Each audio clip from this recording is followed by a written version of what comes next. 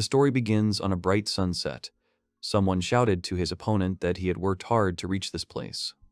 It was a monster that assumed that its opponent had already managed to defeat many powerful enemies, thereby making its way over their corpses. He said this to the hero, to whom the monster expressed his praise right during their battle on behalf of the Demon King. He stretched out greatly and said that as a reward for the hero, he would kill him with his own hands. The hero gripped his weapon tightly and then exclaimed that he simply could not allow this to happen. He stated that what he had achieved with his friends was what made him continue to move forward along this thorny road.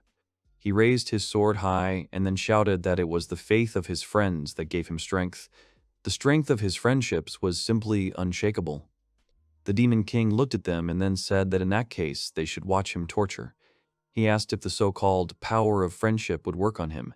The hero's face hardened. At the end of the fierce battle, the Demon King held one small body in his hand. Everything around him was destroyed. The hero lay unconscious in his hand, bleeding. The Demon King asked if this was what he was going to defeat him with. He said it was incredibly pathetic. Immediately after these words, he clenched his fist, destroying the hero into nothing. Drop by drop, the hero's blood fell to the ground. The Demon King raised his arms wide and declared that in that case, they should continue their conquest. The hero's lifeless body lay nearby. After that, loud explosions and screams continued throughout the city for some time until it got dark outside. After a while, one of the monsters, in some panic, approached the Demon King and tried to tell him something. The Demon King looked at the monster and said that he was irritated by it. He asked the monster what had happened. In response, the monster told him that the hero had appeared in his lord's castle again. The Demon King calmly stated that if the monster was talking about that pathetic hero, he should know that he had already died a long time ago. Suddenly, something unusual caught his attention. He looked at the place where the hero's body had previously lain and noticed with horror that he had turned into a skeleton. He asked where the hero's armor had gone. Immediately after this question, someone called out to him from behind. It was the hero, who still confidently held his sword in his hands and said that this time he would definitely destroy the Demon King. The monster clenched his fist and said that he didn't know how the hero did it, but he didn't care how many more times that man came to him. He began to send hundreds of attacks at the hero, while simultaneously saying that it was reckless, futile, useless, meaningless, and worthless. He opened his mouth to attack and declared that he should build a tombstone to the end of despair just for this hero. Following these words, he directed a huge and powerful fire attack at him. As the huge cloud of smoke dissipated, the Demon King silently looked at it.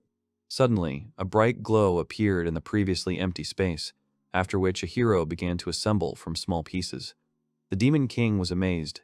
The hero said that fortunately he had a resurrection talisman.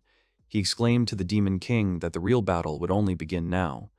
The Demon King was taken aback, thinking that such a thing was simply impossible. He asked how the hero could revive so easily. He exclaimed that even for him, the Demon King, it was not that easy. He did not understand at all what was going on in this world and where such incredible power could come from. The hero stated that his resurrection had not even begun yet. He asked if the Demon King did not know about this. He exclaimed that the Demon King's subordinates had also felt this. He said that this was the result of the Demon King always looking down on them and never paying them enough attention. The monster was shocked. The hero said he never looked down on his subordinates, and that bond showed up in other ways. The Demon King was stunned, thinking that the hero's words and arguments made sense. The revival happened before the bonds began to work. He clenched his fist and said he didn't care. He charged at the hero again and exclaimed that he had to kill him before his heart was destroyed. They met again in a fierce battle that lasted for quite a long time. After some time, the Demon King was very exhausted. He was in the thick of blood and breathing heavily. He stood in front of the hero and asked how long he planned to be reborn. Bleeding, he said that he could not think of anything except that it was a nightmare. At this time, the hero slowly walked towards him. The Demon King said how irrational this hero is to exist. The boy was standing right next to him when the words that this was the end for the Demon King came out of his mouth. The monster didn't have time to do anything when suddenly the hero's sword turned out to be too fast and sharp. In the blink of an eye, the monster's body was torn into two pieces. The monster pushed off the ground and tried to escape, but the hero quickly found himself above it. With a cruel expression on his face, he began to strike at the Demon King until there was nothing left of him but a pile of bones and flesh. The Demon King tried to do something. He tried to stand up, but he couldn't do that properly. He said that it was not time for him to die, especially in a place like this. He tried to say that he was not going to give up. At that moment, the hero stood up in front of him. Without a trace of regret in his eyes, he destroyed the Demon King. On this day, the war ended. Much time had passed since then. The hero returned to the royal capital, and killing the Demon King was a great achievement that would be talked about for eternity.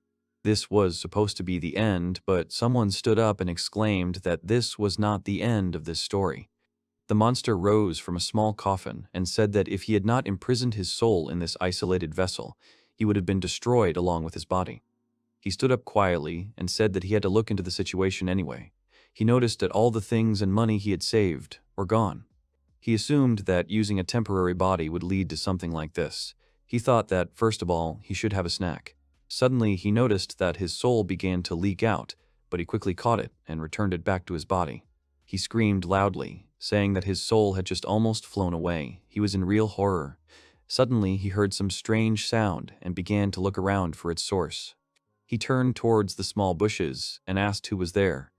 Suddenly, a slime crawled out from a small shelter. The monster sighed calmly and said that it was just a slug, which was the weakest creature. Hearing this, the little slug became very angry and made a noise. The monster cried out in slime for him to listen to him, after which he declared that he was the Lord of Lords who ruled over demons.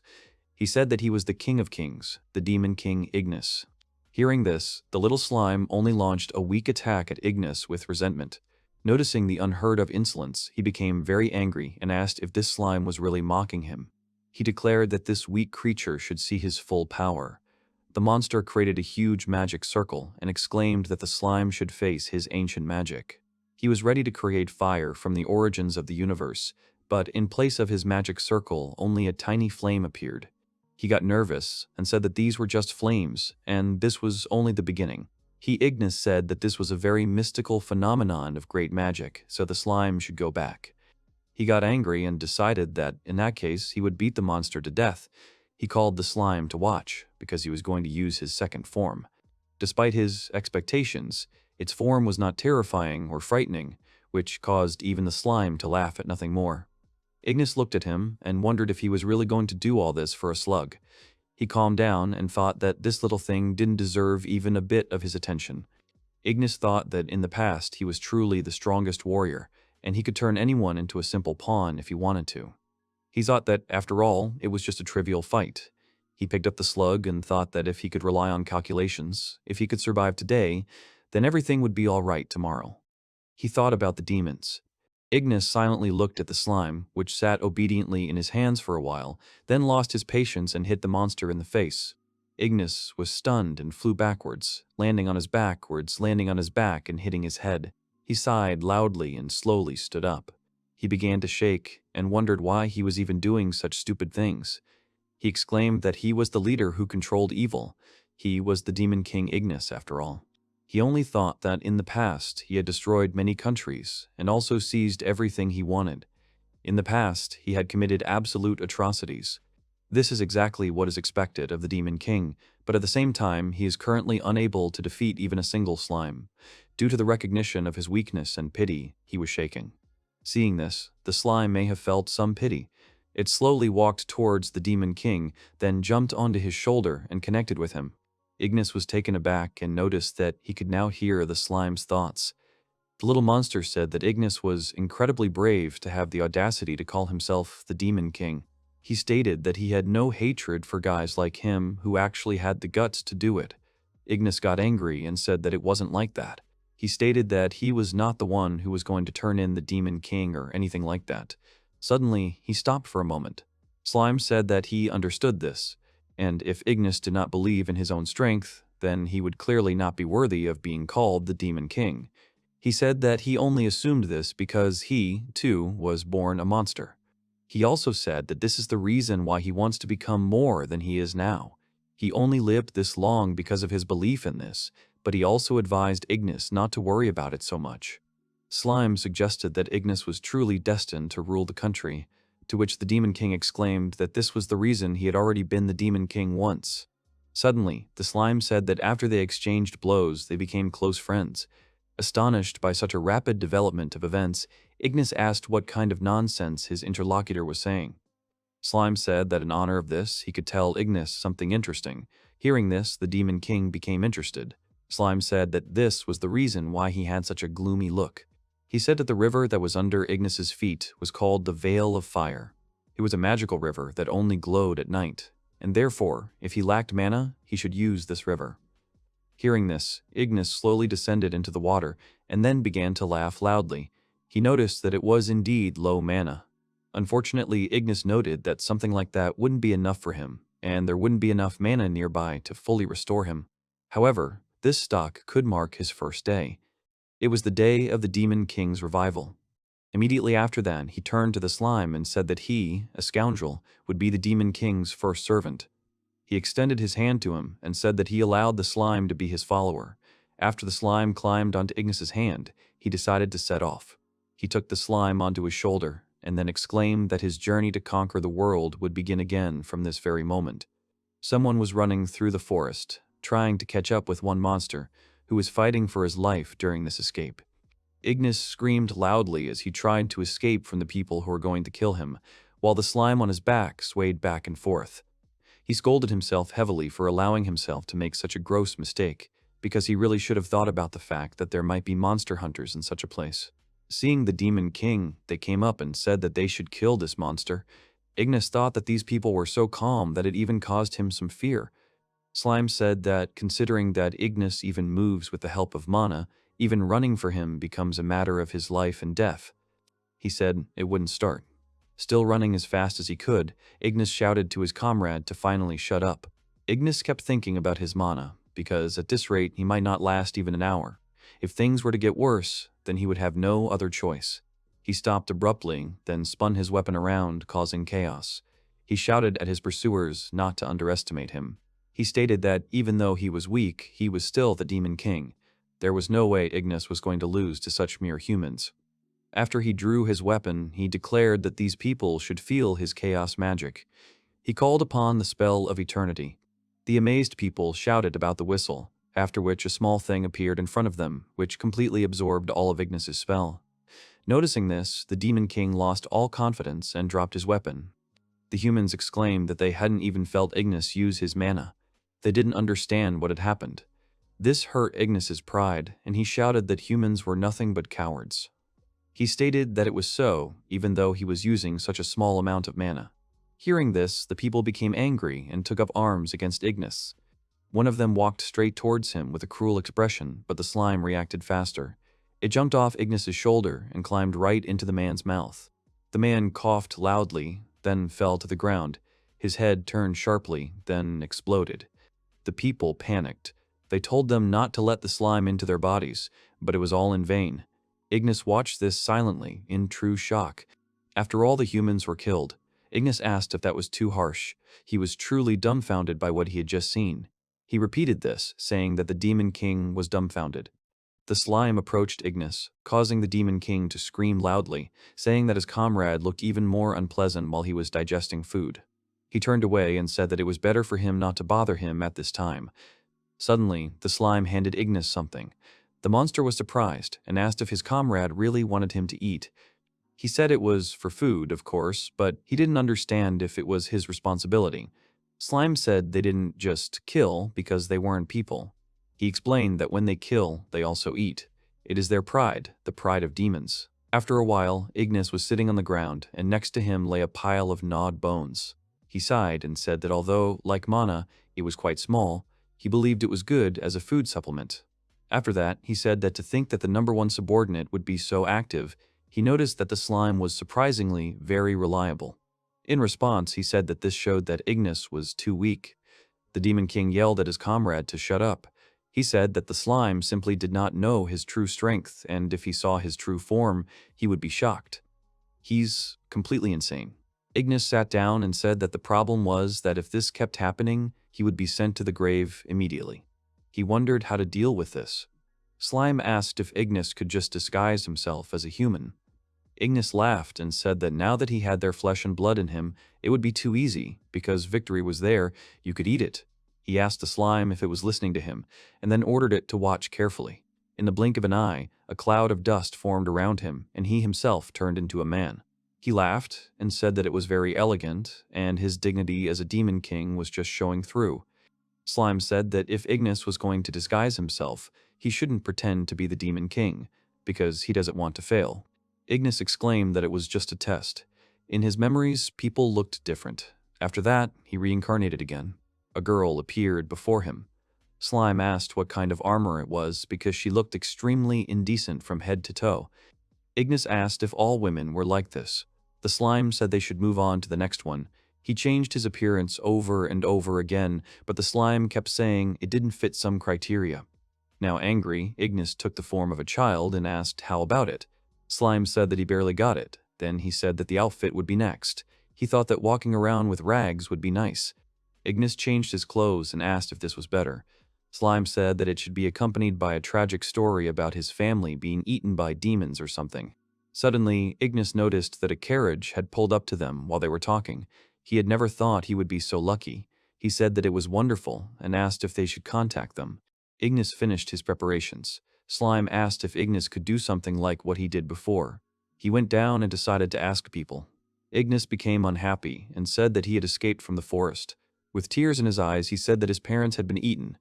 He thought he was a great actor. At the same time, he asked his older brothers for help. He asked them to take him to the nearest town. The man put his hands on Ignis's shoulders and said that it was a child and they should take him. The other suggested that they could sell him for some small change. Ignis ran away from there, shocked, thinking that this was never going to be as planned. He noticed that they were being followed because of this view. He decided to transform. Ignis asked how they could do that, since they no longer had a reason to catch him. He told them to leave. Noticing that he was a demon, they decided to hunt him, as it would bring even more money than a child. Ignis exclaimed that this world was corrupted. They decided to catch the slime on the monster's head first. They caught it in a net, causing Ignis to stop and ask his comrade if he was okay. He was going to save him. Suddenly, one of the men hit Ignis hard, causing him to fall to the ground. The man said that he was going to cut him into pieces and sell him.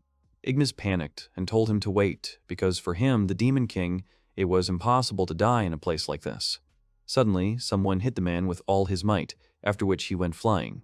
The stranger came out and asked who these pathetic people were that were appearing everywhere. Ignis said he doubted it was time to go hunting. He was almost certain that this was their origin, as they were the most corrupted of the elves.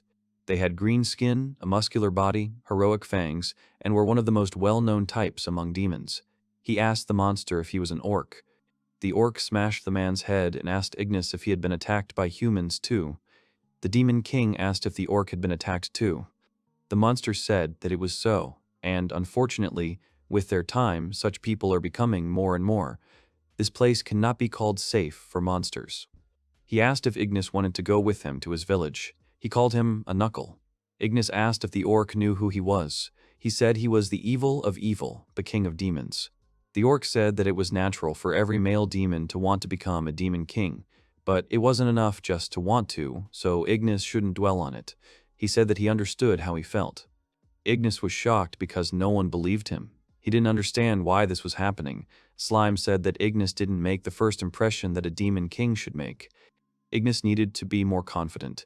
He asked how Ignis hadn't figured it out himself. The king was angry. He told the orc that it turned out that even deep in the mountains there were monster villages. He asked if the monster was something like an orc. The monster was surprised and said that he was Highland. Ignis was surprised. Highland asked if the monster didn't even know the types of orcs. He said that if the body was green like his, then it was Highland. They mostly live in mountainous areas, and because of their large numbers, orcs live everywhere. They are similar to them. Highland noticed that the slime immediately understood what kind of orc he was. Ignis thought about it. Orcs with pale skin and a ferocious character are Fuhind, and those with stone skin are Guruban. There are many more types of orcs in the world, but these are the most common. He said they had already arrived. This was their village. There were many different orcs around. Ignis thought that everything in this village was too primitive. Suddenly, one of the orcs asked who their friend had brought. The orc calmly explained that it was a knuckle who wanted to become the Demon King. Ignis exclaimed that he was the Demon King. The orcs exclaimed that he must have good ambitions, and becoming the Demon King is not a bad dream. The main thing is not to lose heart. They all shouted at Ignis not to lose heart and not to give up, because they believed that he would succeed. However, they said that he was still far from the previous Demon King, so he shouldn't focus so much on his dream. He thought that everyone said that, and he lacked anger, so he couldn't be called the Demon King among demons. The orcs added that he had lost to the hero in the end anyway. These words hurt Ignis. They said that because he wanted to win the war at any cost, all the youth went to war, and in the end, they all died. He always said that force could achieve anything, but when he lost to a stronger man, they began to doubt him. He always commanded them, but did not rule, and they were finally free. Ignis exclaimed that they knew too much for orcs. He hesitated and said that maybe the Demon King just cared about them so much. They asked him what he was saying, but he exclaimed that it didn't matter. He ran away, saying that he didn't expect that people would think of him that way. He grabbed the slime and said that it was coming with him. He sat on the field and sighed heavily, thinking about the Demon King. He said that being one turned out to be much more difficult, and he never thought about ruling. He decided to stop, because he was no longer the Demon King, and he shouldn't think about something that can't be changed. If he wins, he accepts it, and if he loses, he denies it. Win and only win. To establish himself and never stop. As long as he wins, he doesn't worry about anything. He saw nothing but his victories. And eventually the resulting tumor on his body, called egoism, grew until he died. He wondered what the outcome would be. He lost to the hero, and the orcs teach him what a demon king should be like. Ignis wondered what the ideal demon king should be like. Suddenly, his monologue was interrupted by the orcs, who declared that they were finished. Ignis asked if the slime understood what they were talking about. In response, the slime said that he was sleeping. The orc handed Ignis a plate with only a skull on it. He wished the knuckle a bon appetit. Ignis looked at him silently, then asked if the orc wanted to eat his skull. In response, the monster exclaimed that he would refuse, since he had enough bones. Ignis sighed. The orc then handed the dish to Ignis's companion. The slime immediately rushed into the dish and began to devour it. The orc asked why Ignis had run away from them then. The king hesitated and said that it was very difficult to explain. Suddenly, the orc said that he understood. He said that the bone needed help to understand itself. The orc said that he knew a good specialist. She was very smart, and he had known her for a long time, and she lived in the village of dark elves. Ignis was surprised and asked if these were the dark elves with pointy ears. The orc confirmed it. Ignis hesitated and asked if she agreed to something bad. The orc was amazed. Ignis asked if it wasn't always like that with elves and orcs. The orc exclaimed that Ignis was being too prejudiced against orcs. He said that it was a misunderstanding and that it was not like that at all. From the elves' point of view, they were just pigs without formalities, and from the orcs' point of view, dark elves were just cute demon cats. He asked if Ignis understood. He said that they were as cute as kittens and as passionate as demons. Ignis quietly agreed, but he was lost in thought about the elven village. The orc said that the young men from their village wanted to go there as teachers, along with the great leader, and so the orc asked if Ignis wanted to go with them. Ignis wondered what kind of big leader this was. The orc asked what was wrong with the monster. Ignis didn't understand how an orc could teach someone. He took a deep breath, then agreed to go to the dark elf village. He had to see the wisdom of these elves. He exclaimed that he would see everything, and that would be his first step. The orc smiled and said that Ignis should eat well, because he had forgotten his skull. Remembering the orc's words about the boys from their village wanting to move there as teachers, Ignis said that he was sorry, but there was something wrong with those guys. Extremely muscular monsters with wide smiles on their faces stood in poses and asked what was wrong with them. They said that they, orcs, are very hardy. They need a lot of subcutaneous fat since they use a lot of energy. One of them approached Ignis and said that they were very different from his race. Ignis said that he was too close. The orc said he would do anything for those muscles, even die of hunger, all for the sake of a perfect body. All to be closer to the previous leader. Ignis said it was too hot. The second orc said that for them, the great leader had always been a role model and their spiritual mentor. They said Ignis simply had to meet him. He ordered them to stop. Slime said he thought the elves would be straining at his bones instead of his arms when they saw him. Ignis said he thought the slime was overestimating his patience. He pulled up his sleeves and said he'd try. He tensed his arms, creating muscles for himself. After that, he exclaimed, telling them to look how good he was with those arms. Suddenly, the slime said that he didn't care. Ignis got angry and said that his friend brought it up himself. Suddenly, they heard a loud and long scream. Ignis asked what the sound was, also saying that it scared him. One of the orcs said that it was their leader calling. Ignis wondered if they were sure they should go there. Ignis was terrified by how furious the roar was. He could only imagine that it would probably be even more sinister. Images began to form in his mind. He thought that whoever trained these orcs must be very obsessed with sports, although that was probably what the main orc warrior should be like. After some time on the road, the orcs said that they had arrived. Ignis was surprised and noticed that it was hot as hell there, but he did not understand why. He took his hands away from his face and noticed with horror that there were real rivers of lava all around him. The orcs asked if he was hot, since their leader was even hotter. They said that he was like an active volcano. Suddenly, a small ball began to rise from the lava, which turned out to be the leader. It rose higher and higher, acquiring more distinct muscular forms. This orc was covered in a layer of magma. Ignis could only breathe in quietly, thinking that he didn't look like an orc at all. The slime reminded him that the orcs had said earlier that he looked like a volcano. The orc stared at Ignis in silence. Noticing this, his subordinates noticed and decided that he wanted to do something. In the blink of an eye, flames poured from the orc's hands, quickly taking the form of a small dumbbell. Ignis didn't understand why. After that, the orc silently walked away and began to talk. He exclaimed about the beginning of the first lesson and ordered Ignis to watch the movements and repeat them. Noticing this, the orcs exclaimed that this was a lesson from the leader, and if Ignis was a man, he had to go through this. The leader told Ignis to put his hand with the dumbbell forward. Ignis exclaimed that he didn't understand what was going on at all, after which he accordingly asked what was going on. In response to this, the slime said that Ignis probably just needs to try, since it's possible that this is some kind of greeting to them. Ignis wondered if that meant he just had to extend his hand forward. He did so in complete silence. The leader said that Ignis would have to stand in this position for 15 seconds. He was to use only the strength of his arm, without putting any weight on his back or shoulders. Ignis wanted to say something about his hand, but after a few moments he noticed that his hand was already tired. The leader said that now, as he exhaled, Ignis needed to slowly lower his hand. He needed to do this carefully so as not to pull the muscles. Ignis wondered if that was all. The orc said that after he lowered his hand, he had to raise it again. Ignis was surprised. The leader said that when raising his hand, he needs to twist it, and also not forget to contract the muscles. Ignis thought he felt fatigue in his arm, but his magic wouldn't help.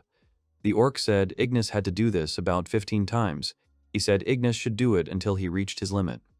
Slime asked if his friend was tired already. Ignis said that after each time it seemed as if the dumbbells were getting heavier. His whole body was pierced by a burning pain. He reached 9 times with difficulty and thought that this was just stupid. He raised his hand and exclaimed that he should not disgrace himself and hold on to the last. He lowered his hand again and turned pale. The pain went from burning to shock.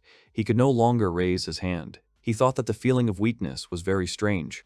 He was disappointed that he had only done it 12 times. He said heavily that he couldn't do it anymore. The orc quickly extended his hand towards Ignis, which made him think that he was going to be hit, and he closed his eyes. Not noticing no reaction, he opened his eyes and saw the leader offering him another dumbbell. He said that his arm was already at its limit, and also noted that Ignis was strong. He said he only had 3 more times left. He smiled and said he would help him now. The orc said that when he reached his limit, the demon in his heart whispered that this was enough and it wasn't worth it. He said that this demon uses their weaknesses against them. That's why they need to train with friends. Friends can change his heart, which without them would always stagnate. They will help defeat this demon, and together they will be stronger. He told Ignis to do it 3 more times, after which he said that he knew Ignis could do it. Slime asked if the leader was joking. Ignis started counting, starting from 13. The orc praised the monster for each time it was raised. Ignis raised the last time and shouted loudly that they were really good. The leader's students said that he had a great attitude, and the leader himself praised Ignis. When Ignis finished his 15th time, everyone around him stood up and started clapping, congratulating Ignis. He thanked them, then exclaimed that he could not do more. The leader said that he had done it very well, and in that case he should do it 15 times on the other hand. Ignis exclaimed that he would never do that. As a result, his left arm also fell off. The leader laughed and noticed that Ignis looked exactly like one of his acquaintances, and for the first time in a long time he greeted him as is customary. One of the orcs apologized and said that he must have been mistaken. Ignis shook and asked if that meant that he was so afraid because of a misunderstanding. He said that having an orc friend who looked just like him was normal, because after all, the world was big and a random resemblance to someone else was entirely possible. Ignis asked who the leader was, since he didn't look like an orc at all. The monster said that he was the embodiment of the ancient fire of the Alpha Tome, Ishkarin's fire hammer, gatekeeper of the fire hell, emperor of purgatory, Ifrit. He was called by many names, but his favorite was Gwen. He said he would be happy if they called him that. They were taken aback and noticed that his energy was already running out. His whole body began to hiss and smoke. Gwen looked at it, then said that he was cold. He went in the direction of the lava rivers, where he immediately sank. He dove under the lava with his head and said that he had made it, and now he was fine and warm. They said that the big leader devoted himself entirely to his body, and therefore, when his body became inactive, he could not speak properly. Ignis thought there was definitely something wrong with them. He said it meant that even his brain was made up of nothing but muscle. The orc told the leader that they were going to the dark elf village and he should make sure he was ready. Hearing this, he was a little confused, then said that they were right. He swam forward. One of the orcs said that it was not that he could not speak properly, it was more like his IQ was dropping. They exclaimed that this was why he was their great leader. They said that this was the spirit they should definitely strive for. Ignis was shocked. He summed up that the leader called himself Gwen or Ifrit. He wondered if he was a high-level fire spirit. In that case, he didn't understand why Gwen would train with lower-level creatures like orcs. Ignis looked at them and wondered what was so special about them. He couldn't understand why. Slime said it was too early. Ignis was amazed. Slime said that just being able to lift something heavy didn't make someone amazing. They have this strong point, and that's it. Strengths and weaknesses are just something that is needed to decide who to appoint to what position. He said that they should drink to their muscles today, so Ignis shouldn't be upset if he wasn't so good at training. Ignis said that the demon kings had ruled by fear for generations. Noticing something strange, he quickly turned around and asked what it was. He said he felt like something touched him, and he felt like he was being pulled somewhere. Slime said he didn't feel anything at all. He guessed it might be ash. Ignis said it felt stronger. He decided to just keep going.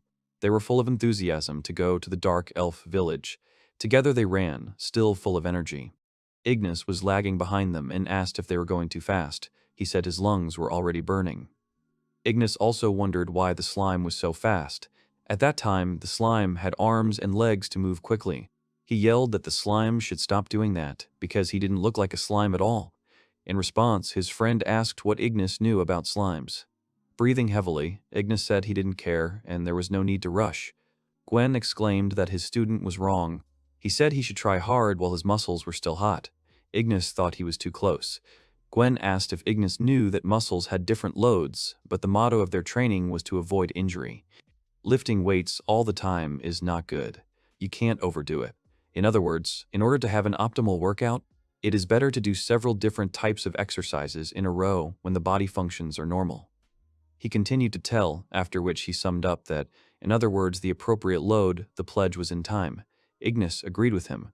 Ignis said he didn't know about Gwen, but it was too much of a burden for him. One of the orcs said he could already see the village. Gwen was interested in how they were doing. Ignis was glad that they were finally in the village. They had arrived at a settlement of enormous size. The girl looked out of her house and, noticing them, jumped down. She exclaimed that the orcs were already here. She smiled and said that they had finally come, because they had been waiting for them for so long. She welcomed them to the village of Arhhat. Gwen shouted that it was not over yet, and it would end if they gave in. He told them to use all their strength. Many of the elves were holding on with great weight as they performed the exercises. Ignis said he had imagined the elves as more slender creatures. The orc said that if they could control it, they wouldn't be called dark. Ignis thought about running away because he didn't want to deal with them. Suddenly, a nice girl who met them said that since they were there, she could show them the village. She said that they were now under the village. It was a common area. There was a market there. She suggested that they take a closer look. Ignis said it was bright despite being underground. He saw windows but was surprised. The girl wanted to explain to him but saw something funny. She threw a small handkerchief into the air and told him to watch. The handkerchief quickly took shape and flew up. She said that if you look closely, you can see many floating balls. In the summer, they use air conditioners, so there is little light. Ignis was surprised and asked if the air conditioners were automatic. She said they were powered by magic. The heaters were stashed away for the winter. They have a lot of useful equipment. Ignis noticed that they have quite advanced tools, and he thought that elves respected the power of nature. The girl said that they were called dark elves for a reason. She also added that there was a master of innovations here. Ignis asked what kind of stupid name that was. The elf thought for a moment and said that the master of innovations had created most of their useful tools.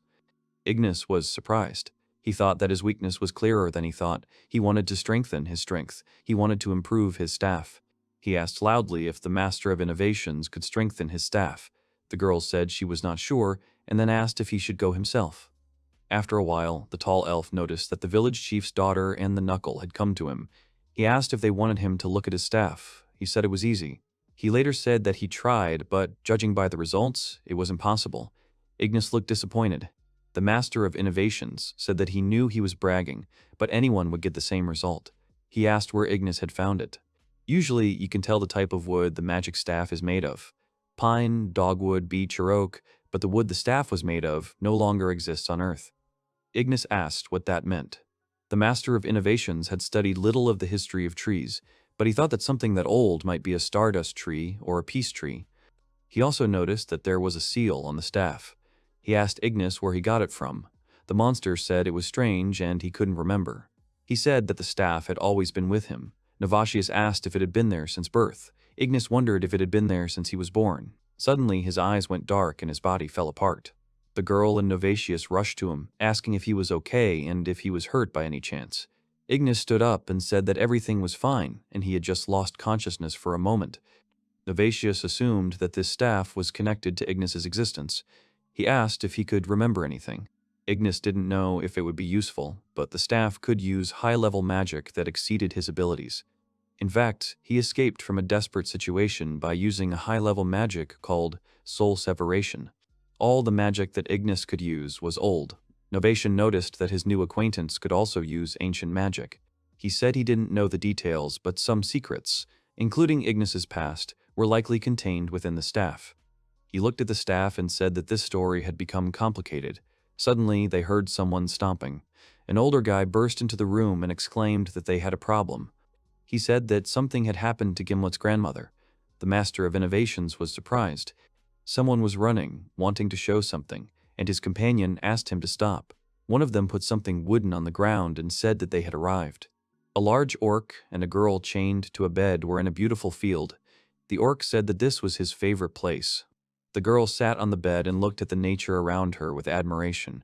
She said it was incredibly beautiful. He sat down on the ground and said that he really didn't understand it.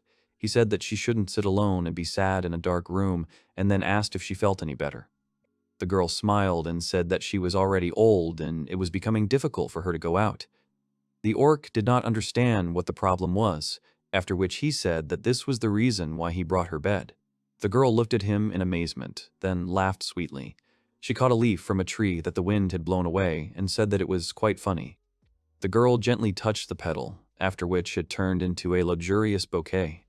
The orc was genuinely amazed. He shouted that it was amazing and that it was magic. The girl was surprised and asked if he was talking about flowers. He kept shouting that they were amazing and these flowers were beautiful. He said that he had heard before that her magic was amazing, but he had never thought that everything was so beautiful. He shouted with all sincerity that it was really great. The girl held a bouquet and said that these flowers were absolutely everywhere, but if he liked them, then everything was fine. He shouted and asked her to show her more magic. The orc said he could take her to other places. At that time, the elf was watching them. He smiled and said that his grandmother seemed to be enjoying herself quite well. A moment later, he lifted her bed again. He carried the girl above him, showing her the most varied landscapes of such a wonderful world. She was truly delighted. Gimlet was surprised that they had talked for so long. The girl confirmed this and said that the day she left for war had been a little difficult for her, but she was not one to stop. She folded her arms and said that it was so long ago. The girl thought it was even funny. For 1,000 years the elves watched this world. They have seen how states come and die, how autumn flowers give way to winter skies, and it is not at all funny. The girl said with heaviness that it looked like a dark world. She closed her eyes and noted that the world was changing, turning crimson. She asked if they thought she was dwelling too much on old times. She smiled. The girl extended her hand to the orc and asked if they could go to that place again. The orc was very surprised, after which he lowered his head guiltily and remained silent. Suddenly, someone cried out, begging the orc to do it. He was surprised. Gimlet, with tears in his eyes, asked the orc to do it not for him, but for her, otherwise he would never forgive him. He stood up and said that if that was what she wanted, then everything was fine. He said confidently that they would go to the land of memories together. The girl said it had been so long since she had been outside. That day, too, there had been a smell of flowers and a faint scent of green grass. The sun was high and the sky was blue. Everything was just like that day. Everything was incredibly beautiful. The wind was blowing when the orc finally said that they were where they were going. The girl opened her eyes wide and said that it was really beautiful there. It was that very field from their warm memories. Behind one of the few trees in the field stood Gimlet, silently listening to what was happening out of his line of sight. The girl smiled when he said that although it didn't look like she was dying, even if her appearance didn't change, her soul was wearing out a lot. It becomes difficult to do something, and it becomes even more difficult to do what you like. The word now has disappeared. Only the aroma of the past becomes the present. He looked at the sky and said that she was already beginning to forget the face of her grandson, but nevertheless, she still remembered this beautiful landscape. Ignis asked if these were Gimlet's thoughts. He asked what had happened. Gimlet told him that in order to show his grandmother to the doctor, he had volunteered for the Demon King's army to raise money. Ignis was genuinely shocked when he heard this. Gimlet said that the Demon King's army had lost back then, but still managed to escape from the battlefield. He found a doctor and tried to return to the village. He told him that he was with him then. Slime told Gimlet that he had kept his promise, and therefore he should not torment himself. Gimlet clenched his fist and said that it was so, but it was still sore. He began to cry and said that he could do nothing. He didn't understand at all why the Demon King had to start that war at that time, but if it hadn't happened, nothing would have changed. An orc approached them. He approached them with a rather sad expression, unable to say anything. However, Gimlet understood everything without words. His eyes began to water, and he himself lost his grip. He fell to the ground and began to cry for his now deceased grandmother. Ignis sat silently in the field, thinking about something. Slime noticed that his friend was depressed and asked if this was the first time for him. Ignis said that they lost the war, and he was so sorry. He lost everything, and he finally realized that they were all the same. He wondered what would happen if he won. Slime said that if they win, they lose something, because it is a war. Someone dies. Slime said that, to be honest, the elf he doesn't know just died. It's common for people like them to die. Territorial disputes, hunting, meeting heroes. Someone always dies. He also said that every corpse has its own story, and each of the stories is stained with blood. He asked why, if Ignis wants to become the Demon King, he should know what he thinks and what he lives with. Also how he will die, and who he will die, and who he will give life to, what this life will bring, and how he will act. This is where the new introductory chapter of the Demon King begins. The slime created small wings for itself, which it used to rise into the air. It told Ignis that he shouldn't dwell on this funeral. He also said that in this case, Ignis would be able to learn more than was written anywhere. He remained silent. Ignis wondered if the slime meant that he shouldn't waste his life for nothing. He clenched his fist and thought that if this were a war he was involved in, he would have a duty to see it through to the end. Ignis stood up and said he couldn't wait to see what would happen next. Gwen said he understood Ignis's intentions to help the girl prepare for the funeral. He said that funerals for elves are very labor-intensive, but there is no escape from it. Gwen said that he understands Ignis, and he is going to help as well. He asked permission to say something. Afterwards, he said that he went to different places to rest his soul, and he had many of them with a guilty look. Gimlet said that the mayor's daughter is in charge here, so Ignis should go to her. She is helping prepare for the funeral. The girl told him that there was a token-type item, and it seemed to have illusion magic that made them appear however they wanted. She explained that he would make them look beautiful at the funeral. Ignis asked if it was a scam. He dragged hand-sewn runes into mourning clothes. He thought it was hard work. He was surprised that there was so much work to do to see off one elf. After doing small tasks all day, Ignis realized something. Funerals are an act of love, and no one dies alone. Everyone comes together at a funeral. Ignis noticed one house and asked why the light was constantly on. The girl explained that it was Tanika's workshop. In order to cremate an elf, a relative had to light a magical fire. But most of the fire magic was created by their ancestors, so they send it to their ancestors along with this fire. That is why the type of fire must be as old as possible, especially since the primeval fire is exceptional. It is the progenitor of all fire. However, no one knows how to rekindle this old fire. Ignis was silent. She said that this is the reason why the creative master so wants to get closer to the original fire. She said that she was Gimren's only grandmother, so his feelings simply cannot be described normally. Time passed very quickly. Ignis stood at the entrance to the workshop and said that the ceremony would take place tomorrow. Slime said that he was a little worried. He entered the building and said he would not disturb, but there he saw a master who was diligently studying. He did not even answer Ignis. Slime noticed that everything seemed to be done. Ignis was surprised. Suddenly, the elf fell on the table and called his grandmother. He was lying on the table and saying that he couldn't do it and that he had been tricked. He didn't know what to do. Ignis could look at this and then tried to reach out to the boy who was crying so bitterly. After a while, many elves gathered in one place. In their hands, they held small lanterns with fire burning in them. They said that this fire would show her the way. And this is not the end, but only the beginning of her new path. A boat sailed to this place, on which a girl appeared, with a sweet smile on her face. They said that heaven would be her new home. They finally said goodbye to her. As soon as the boat was closed, Gimlet could not contain himself any longer. He screamed loudly. Bitter, painful tears flowed from his face, and he screamed at his grandmother. He said that he did not know what to do now. He said he was very sorry that he couldn't do anything. He cried and begged her for forgiveness. He couldn't cure her illness, and if the medicine didn't work, there was alchemy. If he can't do it with alchemy, then he will study a lot and he will do it. There was nothing he could do. Too much time had passed. He didn't want her to be buried like a pile of useless junk. He said that if she had time for that, it would be good if they could be together for at least a little while longer. Gimlet cried bitterly, asking what kind of master he was that he could do nothing. The boat went further and further. Gimlet closed his eyes and called his beloved grandmother again.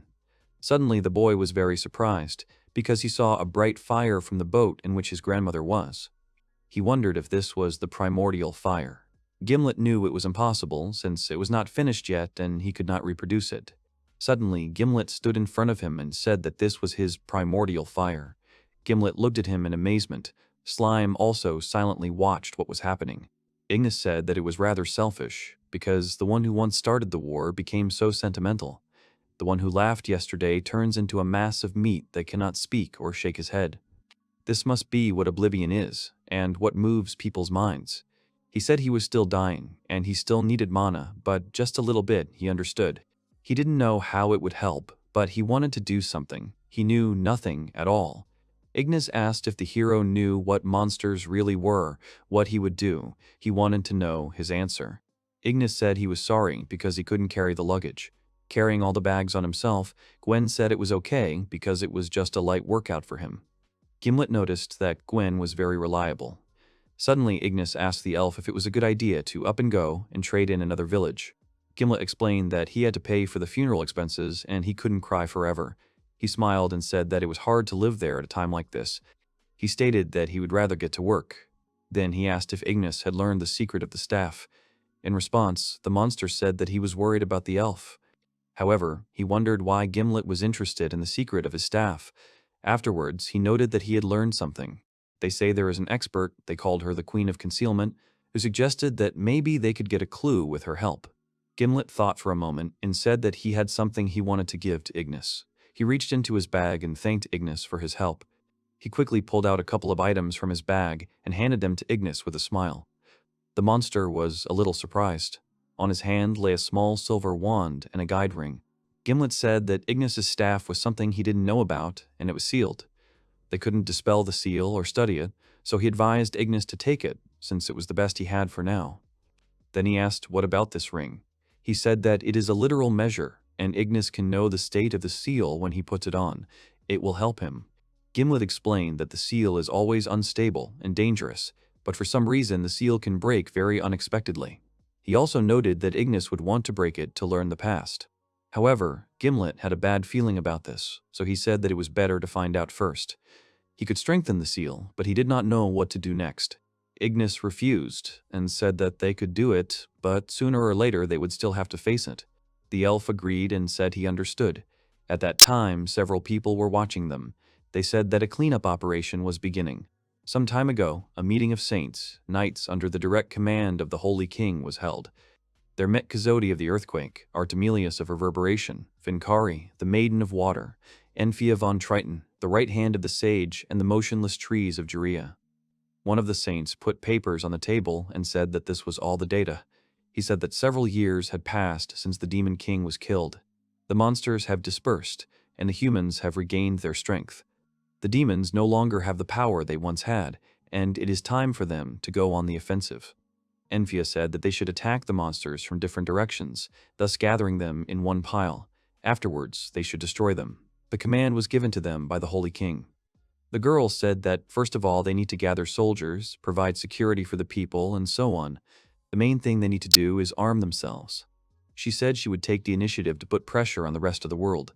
She then asked why the sixth saint was not present at the meeting, also asking where he was. In response, she was told that he had forgotten the duty of the six saints, and that he had gone mad. She sighed and said that they were originally the guardian knights of each territory, and he wanted to be himself. Reason for fools, but they did not understand what he was trying to achieve. Juri noticed that Grandfather Earthquake was silent all the time. She knew that indirectly, he was the only one of the six saints who had collaborated with the destruction of the Demon King and with him. She said that if he has a sword, he is a hero, but if he uses magic, he is a genius. She said that he is a lion running forward and that it is amazing. Suddenly, she caught Enfia's puzzled gaze. Juria panicked, and Enfia thanked the saint for her loving story. Kazodi laughed and agreed. He said that the fire lion was still in his repertoire. The people who were eavesdropping on them were sitting very close. They said it was bad, and they knew he was getting out of control. He hadn't done anything since he destroyed the Demon King. They said it was pretty drastic, but he had to do it. Otherwise, he would soon turn to witch hunting.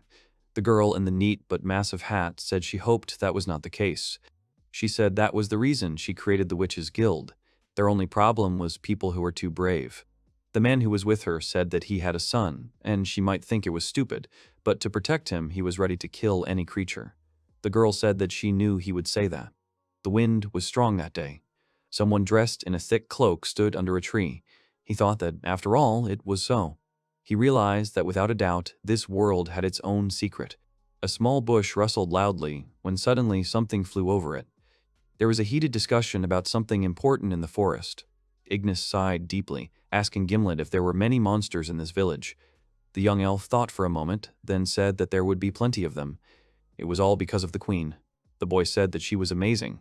Ignis looked up at the sky and took a deep breath, saying that they should move on. Suddenly, they heard a long cry that was addressed to them. They turned back and saw 4 bandits, who were fully equipped, asking the monsters with a menacing look what they were doing in this place. They screamed loudly, asking if these monsters even knew whose territory they were on. Ignis was a little surprised and asked what was going on, also asking who the hell this goblin was. Slime calmly informed him that they were the ones who thought these territories belonged to them. The goblins ran at a fast pace towards the monsters, shouting loudly along the way that they could hear them. With loud cries, they rushed across the field straight towards the boys. Ignis watched the scene in silence. The goblins surrounded the boys from all sides and noted that they knew nothing about these monsters, and their identities were not established. Gimlet slowly emerged from behind the tree and asked them to stop. He smiled awkwardly and said that he was just a simple merchant who was going to the village on business. The goblin became even more angry when he heard that they wanted to infiltrate their home village. He said that this would never happen. The wary goblin said that they already knew that a human base had been built not far from here, and now these creatures had begun to walk everywhere.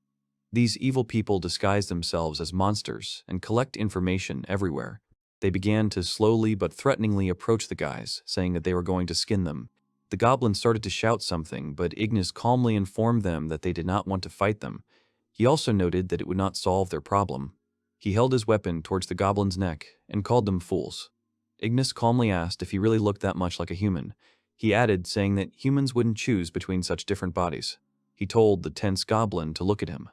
The slime asked his friend what he was doing, also noting that Ignis seemed to have gotten stronger during this time. He agreed with Ignis and said that he didn't think people would choose such a disguise, since it wasn't easy to move with such a body. Slime asked if they had decided everything and if they could go now. Someone came closer and said that it seemed to be too late, because goblins could not even distinguish monsters from people. The doll-like monster apologized and said that they seemed to be inconvenienced. He then yelled at his subordinates and said that he had already told them to use their 5 senses. Ignis asked the master who he was.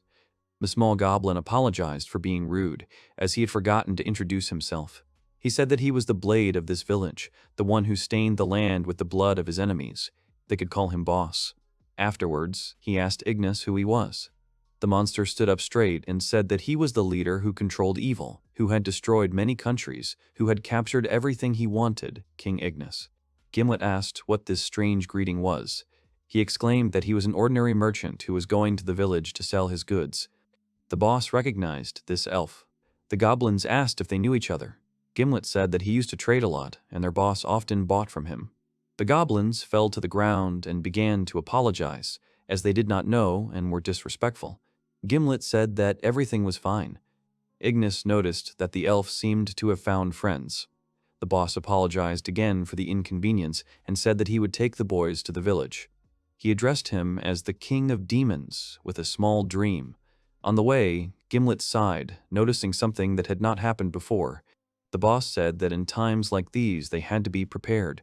It was almost a castle. There were very high walls. Gimlet asked if they needed to be so careful. The boss said it was because of the people who had attacked them more than once. When they arrived, they found themselves in a stunning place. Ignis said he wanted to look around, also asking where the queen was. Suddenly, someone turned to the boss and noticed that he had brought monsters again. In front of them stood a girl who said that without her sister's permission, they were outsiders and she would get into trouble. The girl sighed extremely heavily and deeply, after which she said that now is a time of real crisis, but that is not even the point, because she simply cannot let everyone into the city, since it could be dangerous. The boss covered his face with his hat and said he was sorry, but he didn't want the place to disappear. He asked the girl to just let them rest.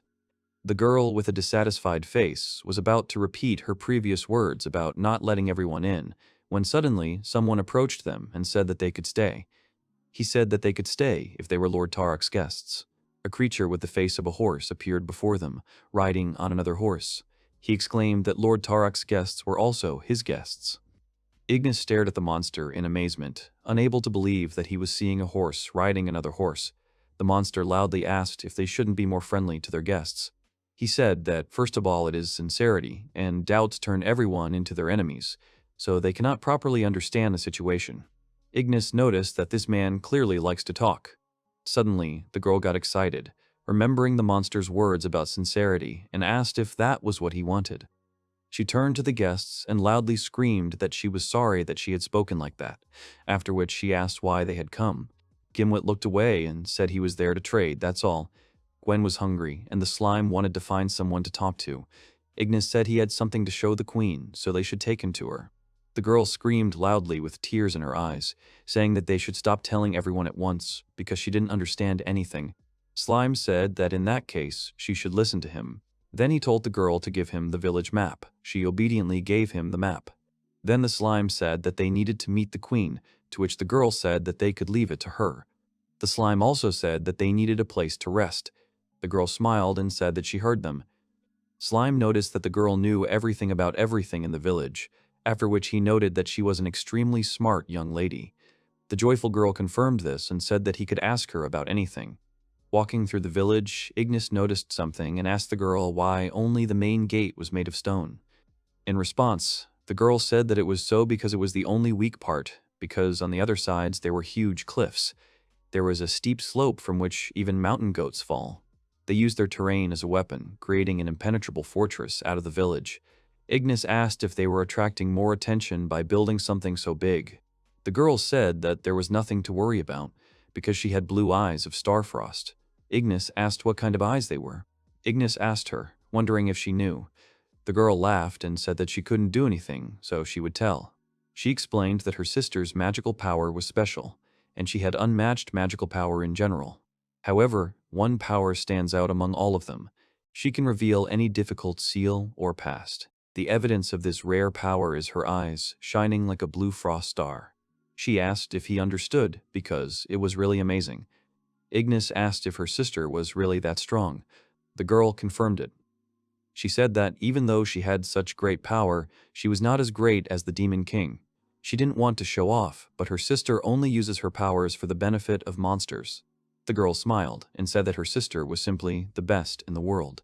Ignis hesitated a bit, then said that he was looking forward to meeting her. After some time, they had already arrived at the right place. The girl was having her conversation with the one who asked her to provide them with work, because they would finish it. The girl was surprised and said that in that case they should start with this.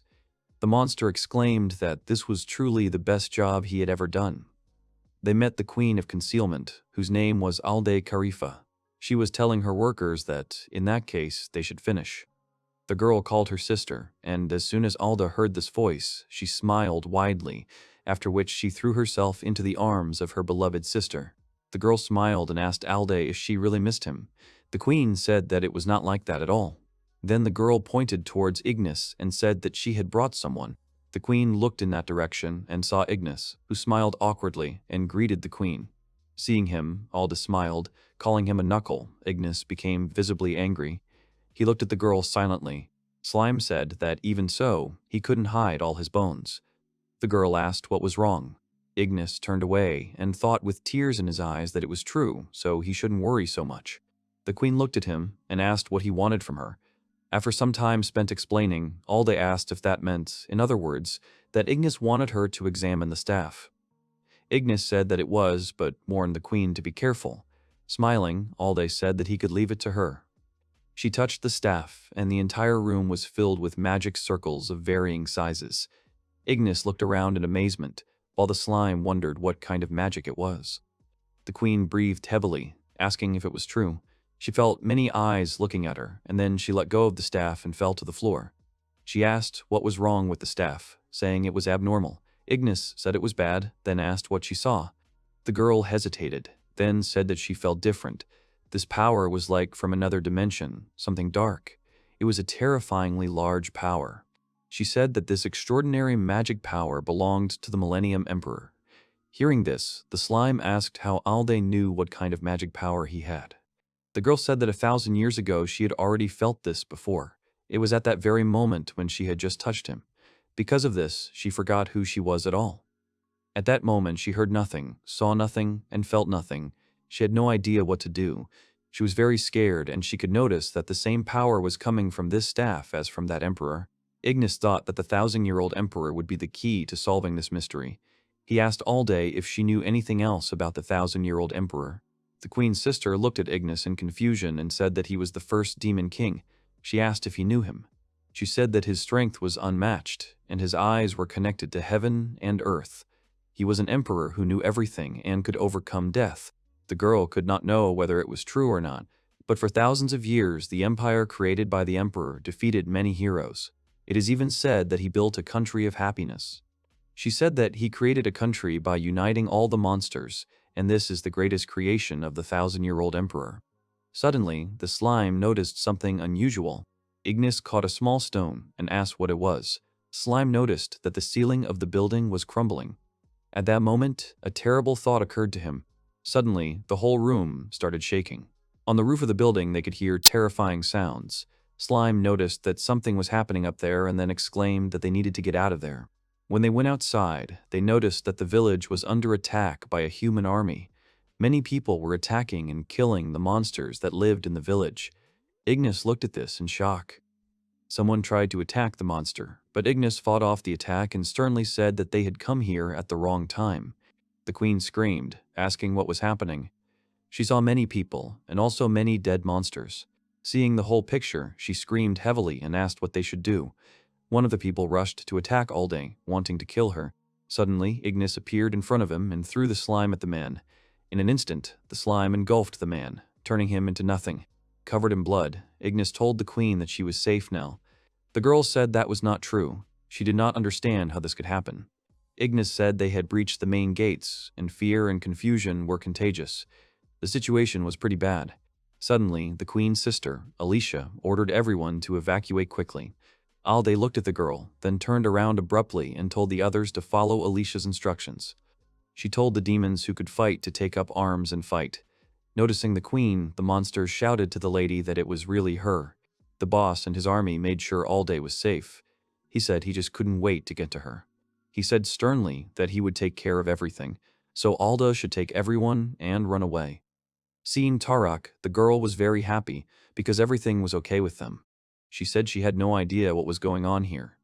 The goblins said guiltily that they had sent too many people, perhaps even more than 1,000. They said that there was a huge difference in strength. They suggested that it seemed like the monsters here had been monitored for a long time, and today they sent wizards to the main gate. The humans had destroyed their gates, and now the monsters were defenseless. The boss lowered his hat and said that the situation was really bad. Suddenly, Ignis hit the ground hard with his staff and said that, in that case, they should turn the situation in their favor. Noticing Ignis, the boss was surprised that he was still there, also saying that it was bad. He said that Ignis was just a guest and he better get out of there. The boss said it was not too late to escape with the others. He asked if their guest wanted to die. Ignis grinned, then said that he knew that war alone would not make him king. That's why he traveled so much, and eventually he came to this place. But no matter how far he went, he could never avoid war. He thought that's what the Demon King would say. The boss was speechless. Ignis said there was no need to say more. He asked, first of all, if they were just going to give up. The boss chuckled and asked who Ignis thought they were. He said that the battle was now in their hands, and they had to create the right conditions to turn the tide. He said they would use the village reservoir to flood them, and he would personally send people to the sluice. If they used magic, they could make even more water. This could cause a flood, but the problem was that they needed time to do it. The boss said that they could buy some time, but on the one hand, the humans had the advantage in numbers and better equipment. On the other hand, they have no troops or equipment, but if they had someone to lead them, it would be better. The boss asked if Ignis had experience in this. Slime noticed that Ignis actually had experience. Understanding what was going on, Ignis agreed. He decided that he would fight even in complete darkness. He would fight through the pain or on the rubble of the ruins. He had clearly decided that he would fight with them. Thus, the armies of men and monsters met in a fierce battle. Ignis attacked the men who ran at him with spears. After killing one man, he told the others that the long spears could cause problems, so they should use shields and boards and take advantage of cover. They need to destroy the stage and blind the people. They need to buy some time, but they shouldn't try to fight the people. He ordered the monsters to only play with the people. The boss stood at the head of the troops. He said that whoever is not afraid of the sword of the scurvy should try to go against him. People stopped, not understanding what this demonic speed was. They noticed that things were starting to change. They looked at Ignis, who was leading the troops, and asked what was going on in this place. Ignis holds the line and doesn't think for a second about giving up. They've been fighting for too long, they're almost out of strength, they're already running out. The body, exhausted by the battle, did not want to obey at all. Ignis remembers the past. Suddenly, Ignis misses an attack, and because of this he receives a rather large, painful wound in the shoulder.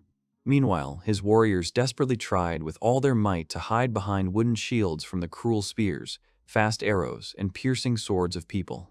Ignis believes that, despite the fact that he and the warriors they still managed to take up defensive positions, they were only able to reduce losses and nothing more.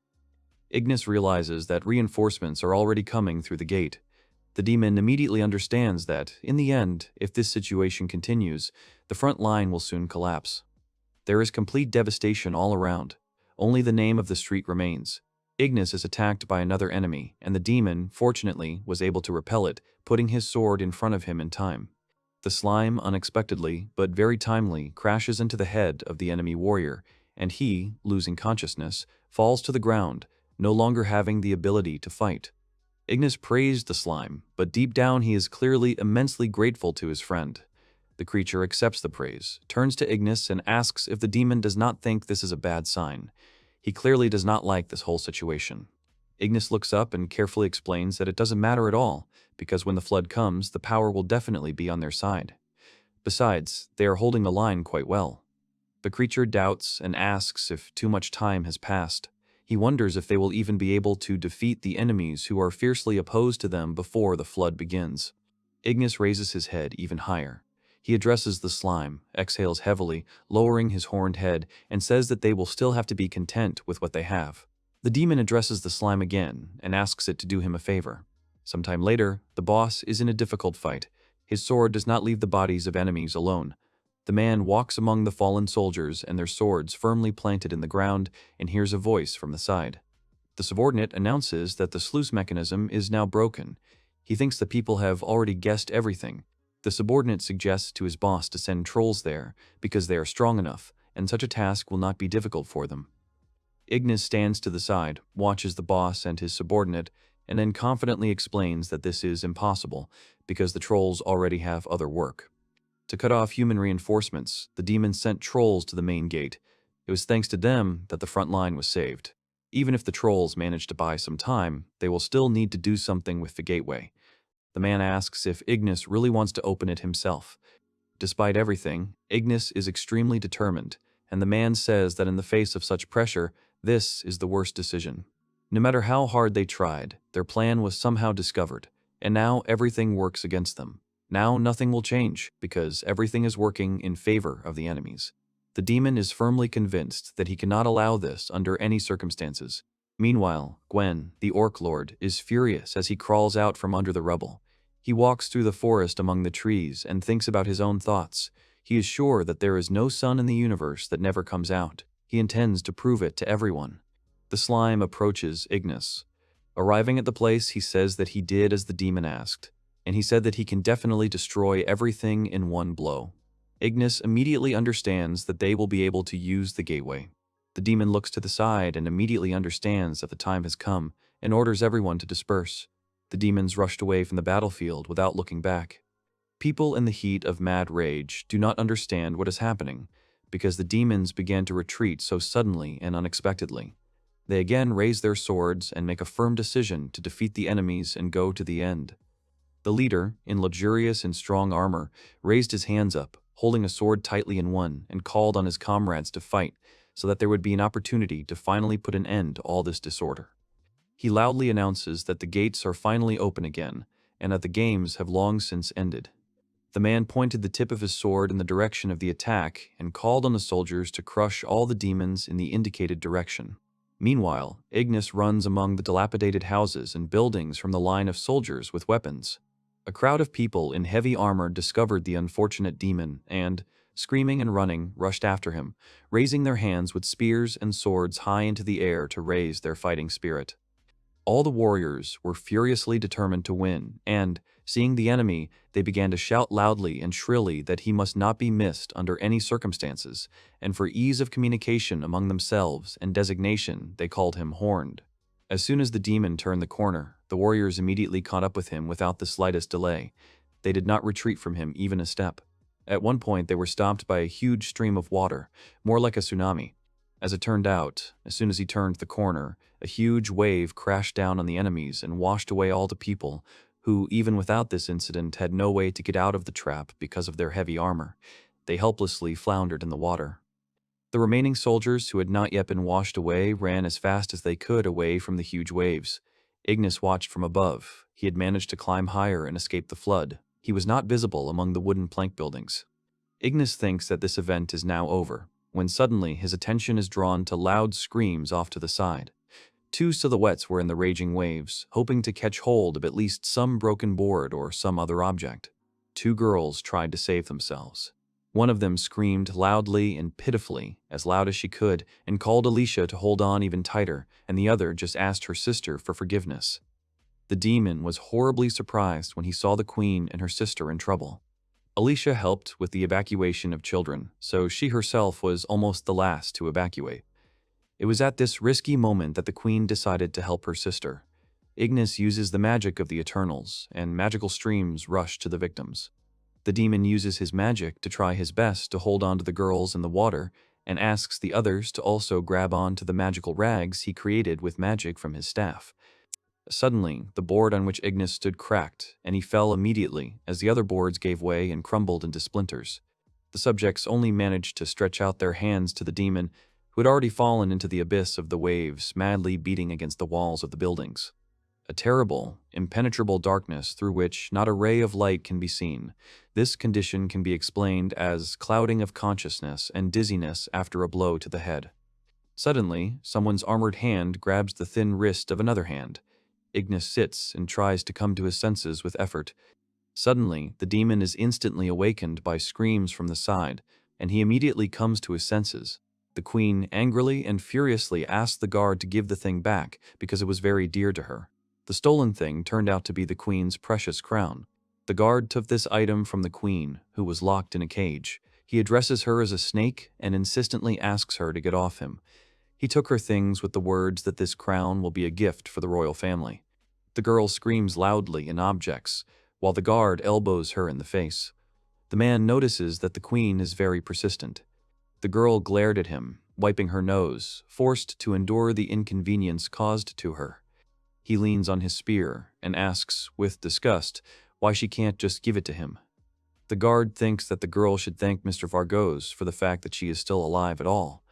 The guard, with a disdainful expression on his face, then carefully explains that if he had been given the order, he would have immediately dealt with the girl.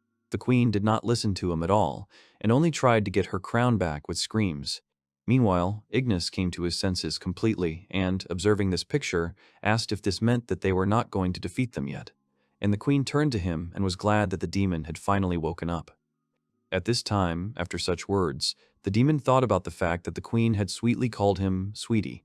Out loud, he said that he thought that he and the queen had been captured after they had all been washed away by the water.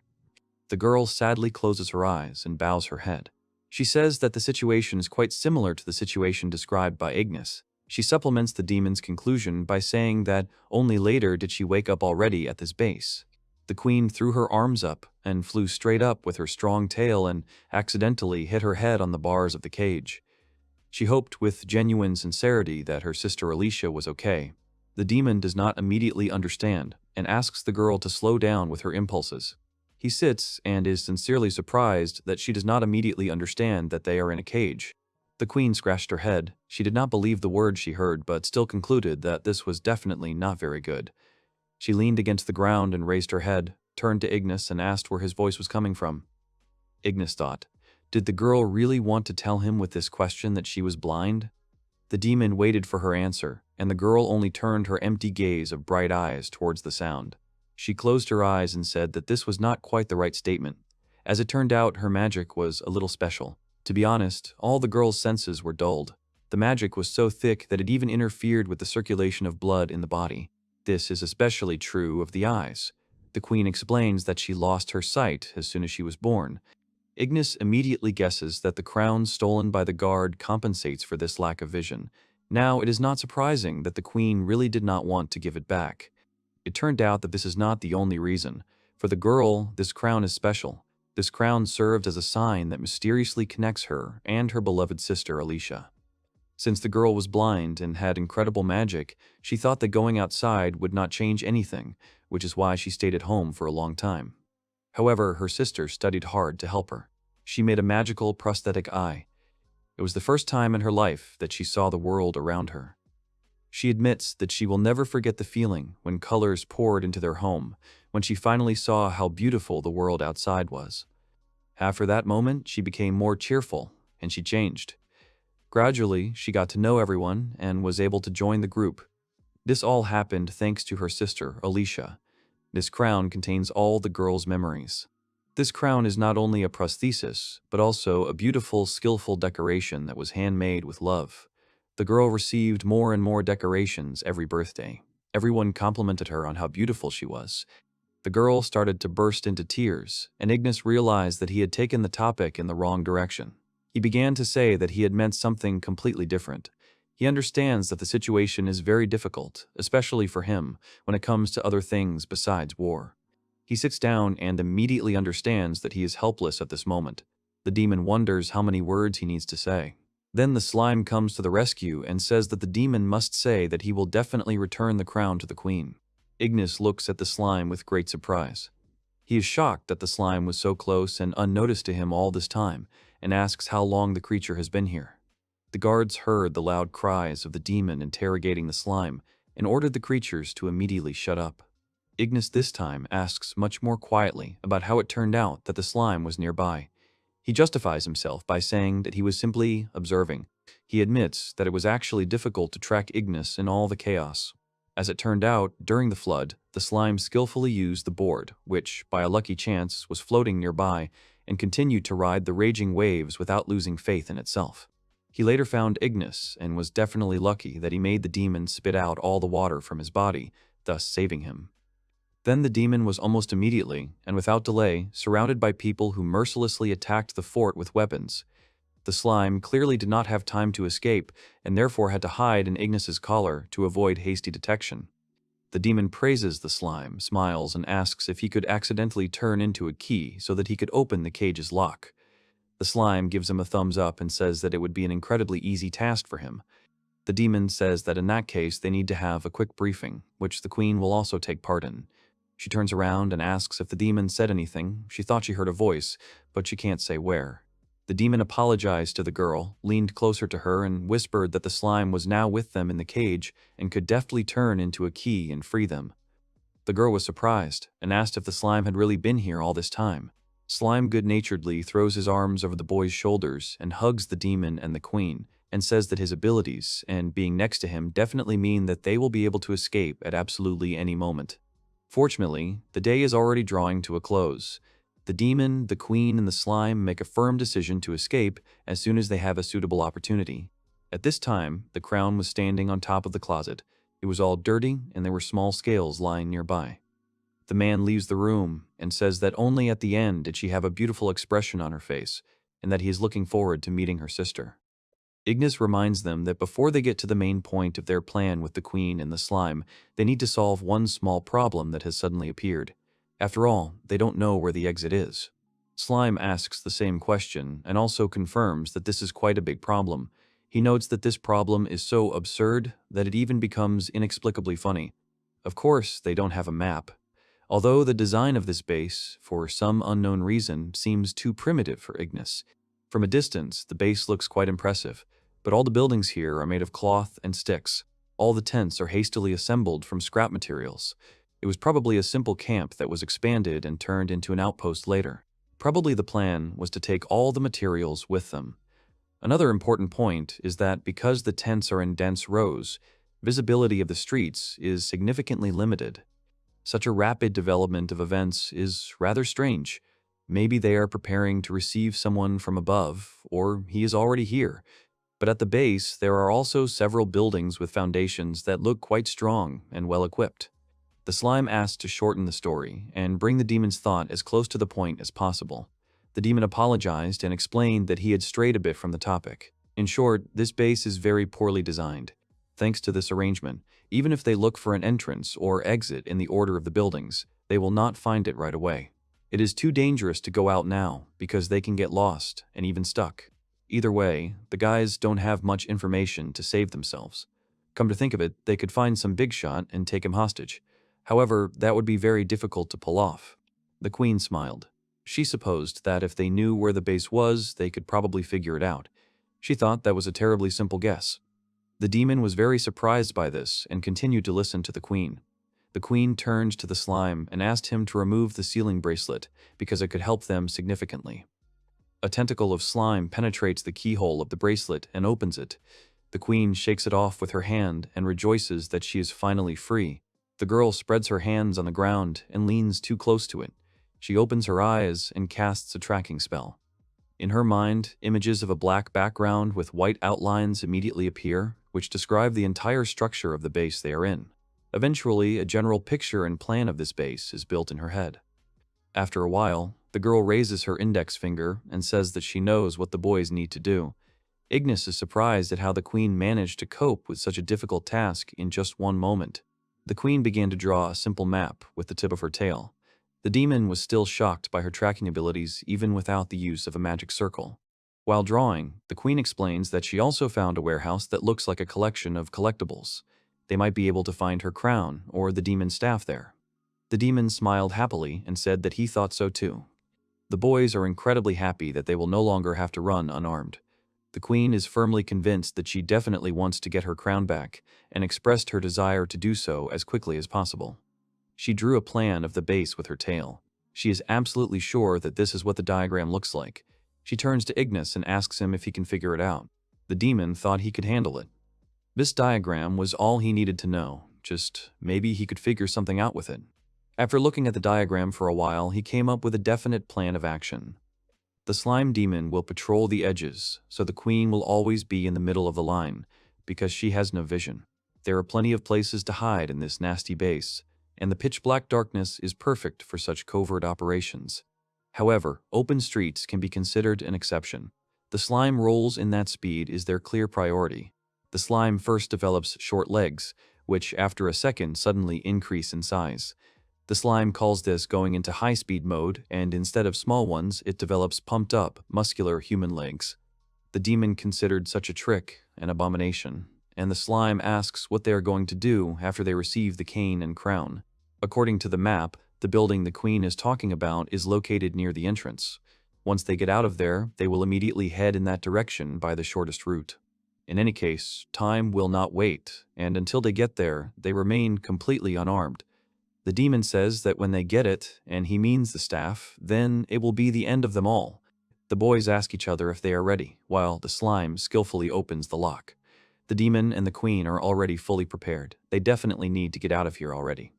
As soon as the cage door opened, the demon, the slime, and the queen ran out of it as fast as they could.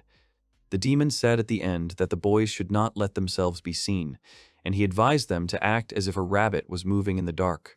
Here, the demon blocks the way and stretches out his arms to the sides. He wants to do some reconnaissance before they go out into the street. After these words, the eye that was on the top of his head jumps out and rolls out onto the road. He considers this the best weapon. The eye begins to glow brightly, indicating that the reconnaissance mode is on. The magic is strengthened, and the eye turns into a body with incredible power, which, in turn, personifies the big-eyed daddy. Slime can't believe his eyes and asks if he's the only one who sees this. The demon asks if he's the only one who's serious about the operation. At this moment, 3 bright beams of light fall on the big-eyed daddy. Slime assumes that this is the light from a torch, and it is much brighter than he thought. The eye ran further to inspect the street. After reconnaissance, it raised its thumb up, which could indicate that everything was clear. The big-eyed daddy waved his hand so that the boys would hurry up and run to him faster. The demon thinks that he found something. The eye asks if this could be a treasure. Leaving the guys with this question, he expressed his desire to go further. Meanwhile, the slime was scared. He did not think that he, the eye, could speak. The eye began to shrink in size, and the demon wondered why his voice was so high-pitched. The demon takes pains to explain that it is always useful to know the terrain before setting out, and it was a very effective job. The guys easily reached the building, but there was no one there. They wonder if there should be guards there. The demon rushed to the building and told to act according to the plan. He expressed his firm intention to take his staff. Then the queen accepted the instructions for action and began to look for her crown. The slime spread his legs and said that he would definitely help the boys too. The demon agreed with the assumptions and asked the slime and the queen not to lose their vigilance. As soon as they entered the room, the demon called for them to hurry up with the search. The boys set about their work with determination. The demon searches for his staff in the boxes, the queen searches for the crown with the help of her magical powers, and the slime helps the boys. The demon says that there is much more space here than he expected. There were a lot of things in the room, countless bags and boxes of food.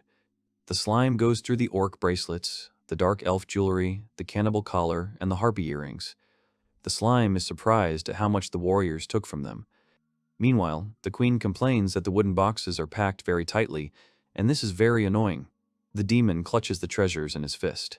He notes that 1,000 or 2,000 will definitely not be enough to bring back the defeated. The demon thought. After all, once he had reveled in the mountain of treasures, but now he realized that he was standing on the mountain of fallen warriors. The demon was distracted from his thoughts and turned his attention to the slime. The slime rummaged through the baskets and boxes and found some kind of cane. As it turned out, the cane was a demon's staff. The queen realized that they had managed to find one of the things and asked if by chance among the things where the slime was, her crown was not. The slime says that the crown was not there and suggests that if it is not in this room, then they are keeping it somewhere else. The queen cried out in alarm and said that they do not have time to search all the places. The slime then suggests that she use her tracking skill again. She carefully explains that there is a spell cast on this room that prevents her from being tracked. This spell is more powerful, so if she tries to do anything, they'll be in trouble. If a wizard is nearby, he might know they are here, and their magic has a special trace, so they can be easily tracked. The demon immediately understands that the queen is right, because only her magic can be very easily detected. However, they could find out the approximate location of the crown. If something interferes with the tracking spell, it must be used in reverse. The demon says it is difficult but quite possible to perform. The demon suggests that they can trace where the interference is much stronger. The room they want to hide will emit energy much stronger, but there is a high probability that there will be something valuable there. True, there may be other reasons. The queen accepts the idea and says that it is worth trying. It will be much more effective than just searching at random because they have little time anyway. The queen agreed to do so. She uses the tracking skill again when suddenly, a second later, a blurry image of a girl appears in the dark fog. She points her finger behind the canvas and suggests that the crown might be here. She notices that it didn't take her long to use the skill. She says that it is like a strong fog around, which covers all the senses. The demon agreed and suggested that it could be because of the fabric. Suddenly, it could have some magical properties. The queen resolutely urged the boys to get down to business. The demon said that she needed to calm down a little. He felt strange feelings on himself, and he definitely didn't like it. The queen moves in the direction she needs and thinks that they are already close. Ignis thinks that the queen does not even imagine that this could be a trap and urges the queen not to rush. The slime notices a scale lying on the floor, and suddenly the queen's voice is heard from the side saying that she has found it. The demon lifts another curtain and congratulates the queen on finding what she wanted. The queen holds the crown in her hands and then presses it close to herself. She is glad that she has finally found her crown. The girl puts the crown on her head and straightens it. The queen turns to her friends and says that she has decided to use her prosthetic eye to track people without being detected. The demon responds by saying that he knows what the queen must do. He reminds her of her sister and urges her to think about her. The queen looks away and says that she has already thought about it. She is firmly convinced that they will find her soon. However, the longer they stay here, the more likely it is that they will raise the alarm among the people. Ignis emphasizes that in such a case, it will be very difficult to escape. The demon decides to help the queen and says that he will go with her. The queen, barely holding back her tears, sincerely thanks the demon. She's about to use the tracking skill again, but this time much faster. The queen notices something off to the side and stops for just a moment. The slime notices this and asks where Sister Alicia is. The queen feels like her sister is in this very building. She rejoices at how great a coincidence this is. She throws her hands up in joy and says that they are very lucky because Alicia is in the next room. The demon scratched the back of his head and asked to hurry because they cannot lose a drop of time. The queen says that it was very easy to find her sister without any delay. She came to the door and said that she never knew what they could do with her sister in this place. She reaches for the doorknob and turns it. She admits that she can be a bit of a wimp from time to time, but now the queen must show Alicia what a good sister she is. As soon as they entered the room, the demon noticed that the room was pitch dark and had a rather familiar smell. Something fell at Ignis's foot. He bent down and picked up the unfamiliar object. As it turned out, this bracelet looked very familiar, and one shocking detail dawned on him. The queen heard about the demon's discovery and asked him to wait so that she could light the light. The demon shouted at her not to do it. The queen turned on the light. What she saw shocked her. Her lifeless sister was against the wall. Her body with chains was so tortured that it was impossible to describe what she saw in words. Was furious when he saw this picture. He couldn't believe his eyes and all the terrible things they could do to the queen's sister, incomprehensible to any reasonable mind. At this time, the queen, remembering all the happy moments of life with her sister, could not believe what had happened. She fell to the floor and in hope stretched out her hands to her sister's body. She wanted to believe that what she saw was not true. She collected every single scale from Alicia's tail. She promises herself to collect each one and take it with her. While she was collecting the pieces, she said that her sister was her pride. The queen believes that if she does not collect all the scales, her precious sister will be upset. The demon asks her to stop doing this. At this time, the queen screamed hysterically that her sister is still alive and she can fix everything. She took one scale in her hands and began to say that her magic would definitely be able to fix everything and her sister would return to her alive and well. Suddenly, the scale from the tail begins to crumble into dust right in the queen's palm. She looks at her empty hand.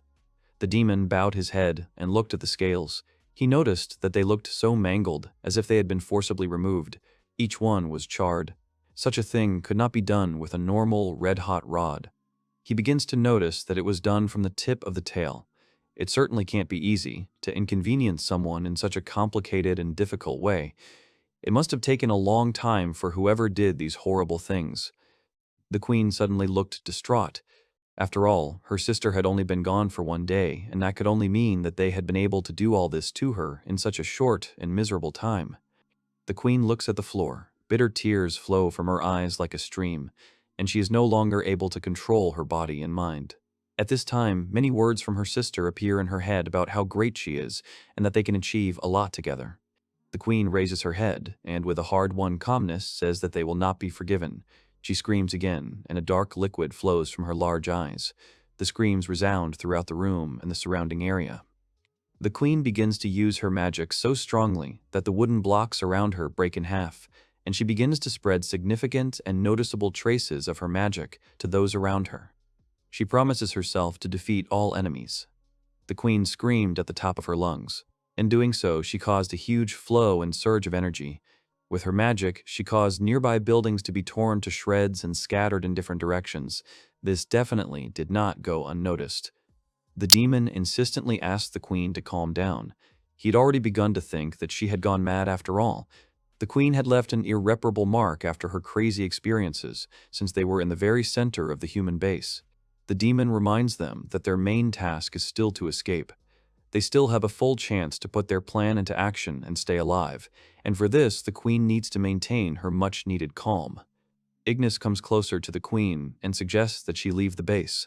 The queen barely breathes, holding back.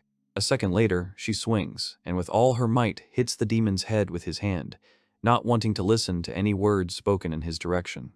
The queen screamed again, so loudly that her body began to come apart at small seams, leaving cracks. The demon realized that he clearly would not be able to convince her. He concluded that this situation was developing rather badly. The slime immediately understands that the queen has completely lost her mind, and her magic has completely gotten out of control and has begun to corrode her. Cracks spread across her body at an incredible speed, which immediately filled with scarlet liquid. The demon carefully takes his staff. He admits that he did not want to do this at all, but he has no other choice. He definitely has to do it. Suddenly, the queen throws her head back and says the spell of sacrifice of the ancient gods. Suddenly, Ignis's magic distracts her from the spell. He prevented the summoning of magic with his staff. Slime asks if it is safe for the demon to absorb the queen's magic, since the demon's staff is sealed. The entire ring on the demon's staff has already begun to glow. Ignis said angrily that he didn't care at all. He considered some seal to be insignificant at the moment, because the main thing now was to calm the queen and arrange an operation to successfully free himself from the human base. The rest is ample, topping numbers into 14 in Brus. The magic ball summoned by the queen still continues to grow and fill the space. The slime and the demon think about how she managed to maintain her composure with such a huge, unimaginable amount of magic. Ignis immediately understands that if they don't finish soon, then absolutely every minute brings them closer to defeat. The demon literally prays for the staff to complete its task faster. He is very sorry that everything turned out this way. The queen screamed again with all her might, and red tears streamed down her face. The demon turns to the queen and says that she must live, because the monsters from the fort need her. They need a ruler, a leader, just like the queen. Ignis remembers her sister and says that she certainly would not want the queen to die here in such a way. Meanwhile, the queen listened to this and suffered from the fact that the magic was gradually eating away at her. The queen, exhausted, threw her head up and looked there. Meanwhile, the demon touched her shoulder. He wants to support her and says that it is normal to be angry, but she should not die under any circumstances. During the experience and sympathy, the slime says that more and more people are flocking to this area. It is time for them to leave. The demon hears the slime's advice and says that it is better for the creature to go with the queen. Slime asks with interest what the demon is going to do. The demon knocks the tip of his staff on the ground, and a magic circle immediately appears in that place. Ignis expresses a clear desire to stay. The slime doesn't believe what he sees. The demon used a spatial displacement spell, and in this case he can't go with them. The demon carefully explains that spatial movement without preparing tools cannot bring far, so he will have to stop people. In addition, the queen's magic leaves a trace. Ignis carefully explains that the queen is now deprived of her magic, and he has absorbed quite a lot. Every time she uses her magic, people will be able to track the queen and catch them. The slime immediately realizes that the demon planned this outcome in advance. Ignis reminds him that he does not want to do this and asks the slime if he believes him. While people were already beginning to cautiously gather in the place of a large concentration of magic, the demon again recalls the very significant words of the slime. Slime said that everyone has their own strengths and weaknesses, and they are needed so that everyone can find their place in this world. The demon thinks that he has found this place. He throws himself down like a stone. Slime asked him to wait, but he did not listen. The demon turns mentally to the slime and thinks that this journey has taught him that the demon knows nothing, that he has created nothing. In this life he has only robbed and conquered. He has realized that he was a bad king. However, that's not all. After this conclusion, a huge explosion is heard, which is noticed by all the people in the area. They look in fear towards the source of magic and think that an earthquake has occurred. In any case, they are firmly convinced that something has happened. People assume that demons are on the loose. People began to hurry and quickly prepare for the attack. At this time, the demon takes on his true form. On each of his fingers he had a ring. Along his spine he had a huge ridge with ribs facing outward. The demon immediately understands that he once used this power only for himself. However, now Ignis uses this power for the good of his people. The demon has become simply incredible in size, literally several times larger and taller than the buildings that were in the base. He decides that patience has come to an end. The demon says that he is evil, rage, fear, and ultimately the one who will unite the demons at the end of time. His name is Ignis, the king of demons. Ignis, the demon, took on a terribly frightening appearance. The demon stepped forward. He spoke rudely to the people and promised to erect a tombstone on the grave of their despair. He let out a loud cry. Meanwhile, one of the men was lying in bed. He was not sleeping. There were sounds of an argument coming from the side. They assumed that the demon had gotten free. The man got out of bed. He did not immediately understand how it was possible to sleep in such noise. He began to put on his armor and did not believe that this could be the most reliable outpost. He puts on his gloves, cape, and equips himself with the rest of his items. He decides to add another demon to his collection. At this time, the queen was imprisoned in a protective barrier, which should send her and the slime to another place. The slime immediately understands that the demon wants to defeat the people alone. The slime wonders why Ignis is so reckless. Later, he remembers his words that he finally found his place. Slime began to wonder why the demon would pretend to be someone he is not. Meanwhile, the demon impartially strikes each of the people he meets on his way. He is fighting hard. Behind him were mountains of people. Suddenly, a command was heard from the side to begin the shelling. Countless arrows rushed into the demon's body. He considered this not an attack at all and thought that people were complete fools. As soon as Ignis brought his hand out, he commanded the people to bow their heads. Not all the people understood the order at first. As a moment later, their helmets began to squeeze with such force that some felt their heads being squeezed. Due to such a violent pain, they still had to bow their heads. Ignis thinks that it takes a lot of energy to maintain this body made of magic. If he does not use the magic carefully, it will run out without a single delay. Ignis, the demon king Ignis, wonders if he will have time to destroy everything or if it is better to use self-destruction. In any case, he needs to hurry. Suddenly, Ignis clutches several fence posts in his hands to launch another attack on the people. He throws these rods like spears, and they crash into the ground with great force and create quite strong shockwaves. Ignis, the demon king, resorts to chaos magic, the technique of the eternal. As soon as he cast this spell, the ground beneath the feet of people began to shake. Suddenly, stakes began to grow from under the ground at great speed, so that some of them literally pierced people's armor. These stakes formed a fence of victims. The demon looks at this and immediately understands that there would be nothing complicated about this. The remaining people looked at him with fear. One of them shouted that they cannot retreat and need to move forward. The demon turns his attention to the one who gave the order and says that he is quite brave since he is not afraid of him. He turns his attention to this soldier and immediately understands that he is clearly different from the others and notices a familiar face in him. Meanwhile, the base general slowly approaches the demon king. The general noticed that the demon was having fun while he was sleeping.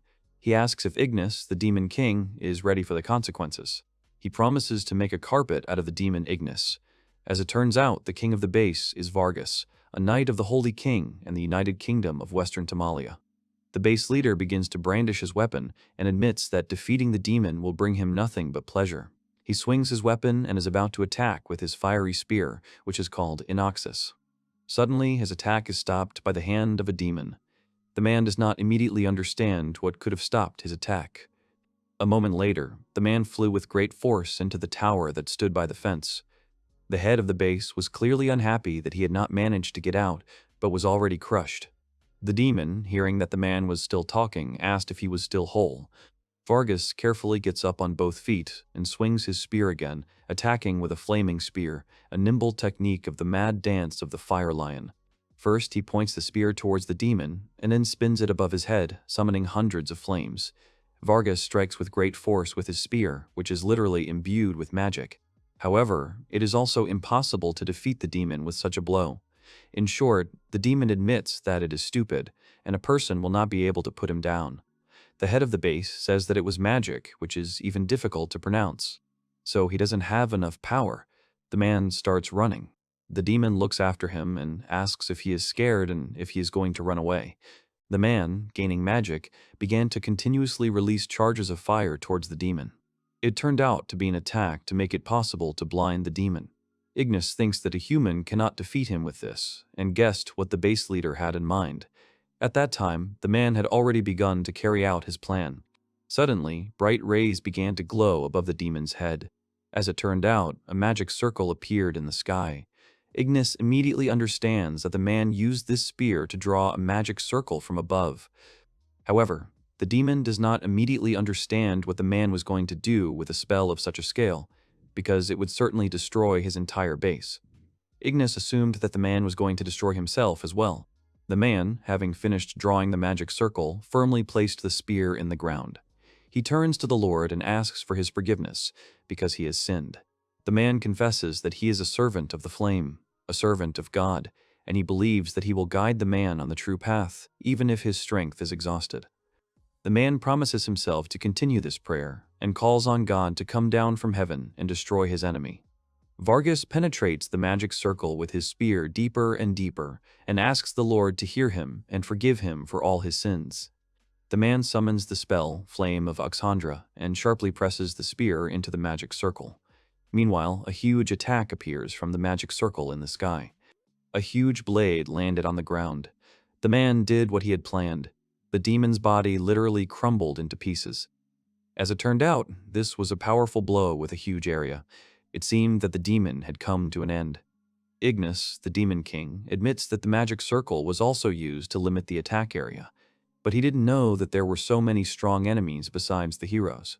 Ignis admits with genuine sincerity that after such an attack, his body has approached the limit of its capabilities, but he cannot retreat, no matter what, because it is still too early for him to be defeated. The demon uses the last of his magic and turns into a new creature. The man does not believe his eyes and asks what is happening here.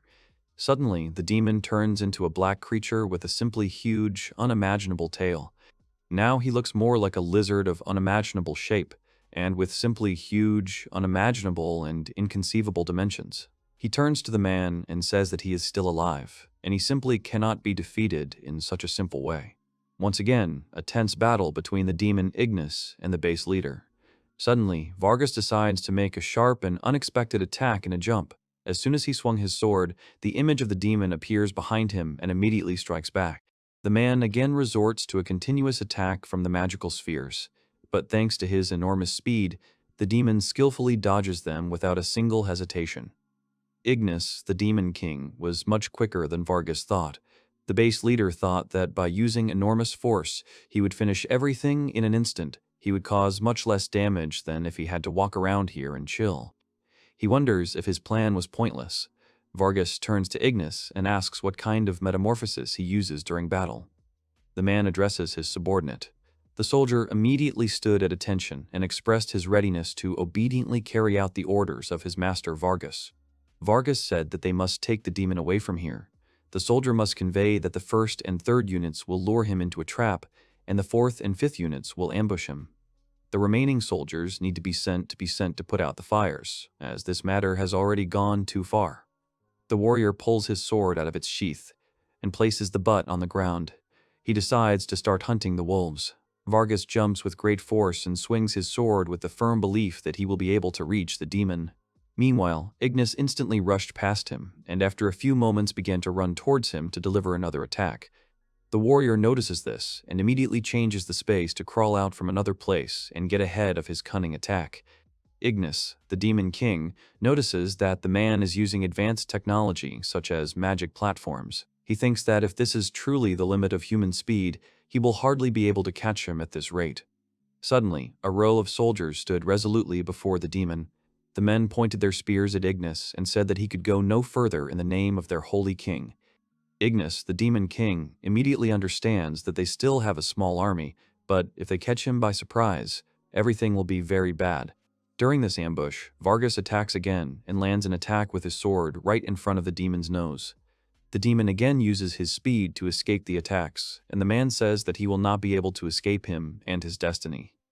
Suddenly, at one moment, the demon bumps his forehead into a spear.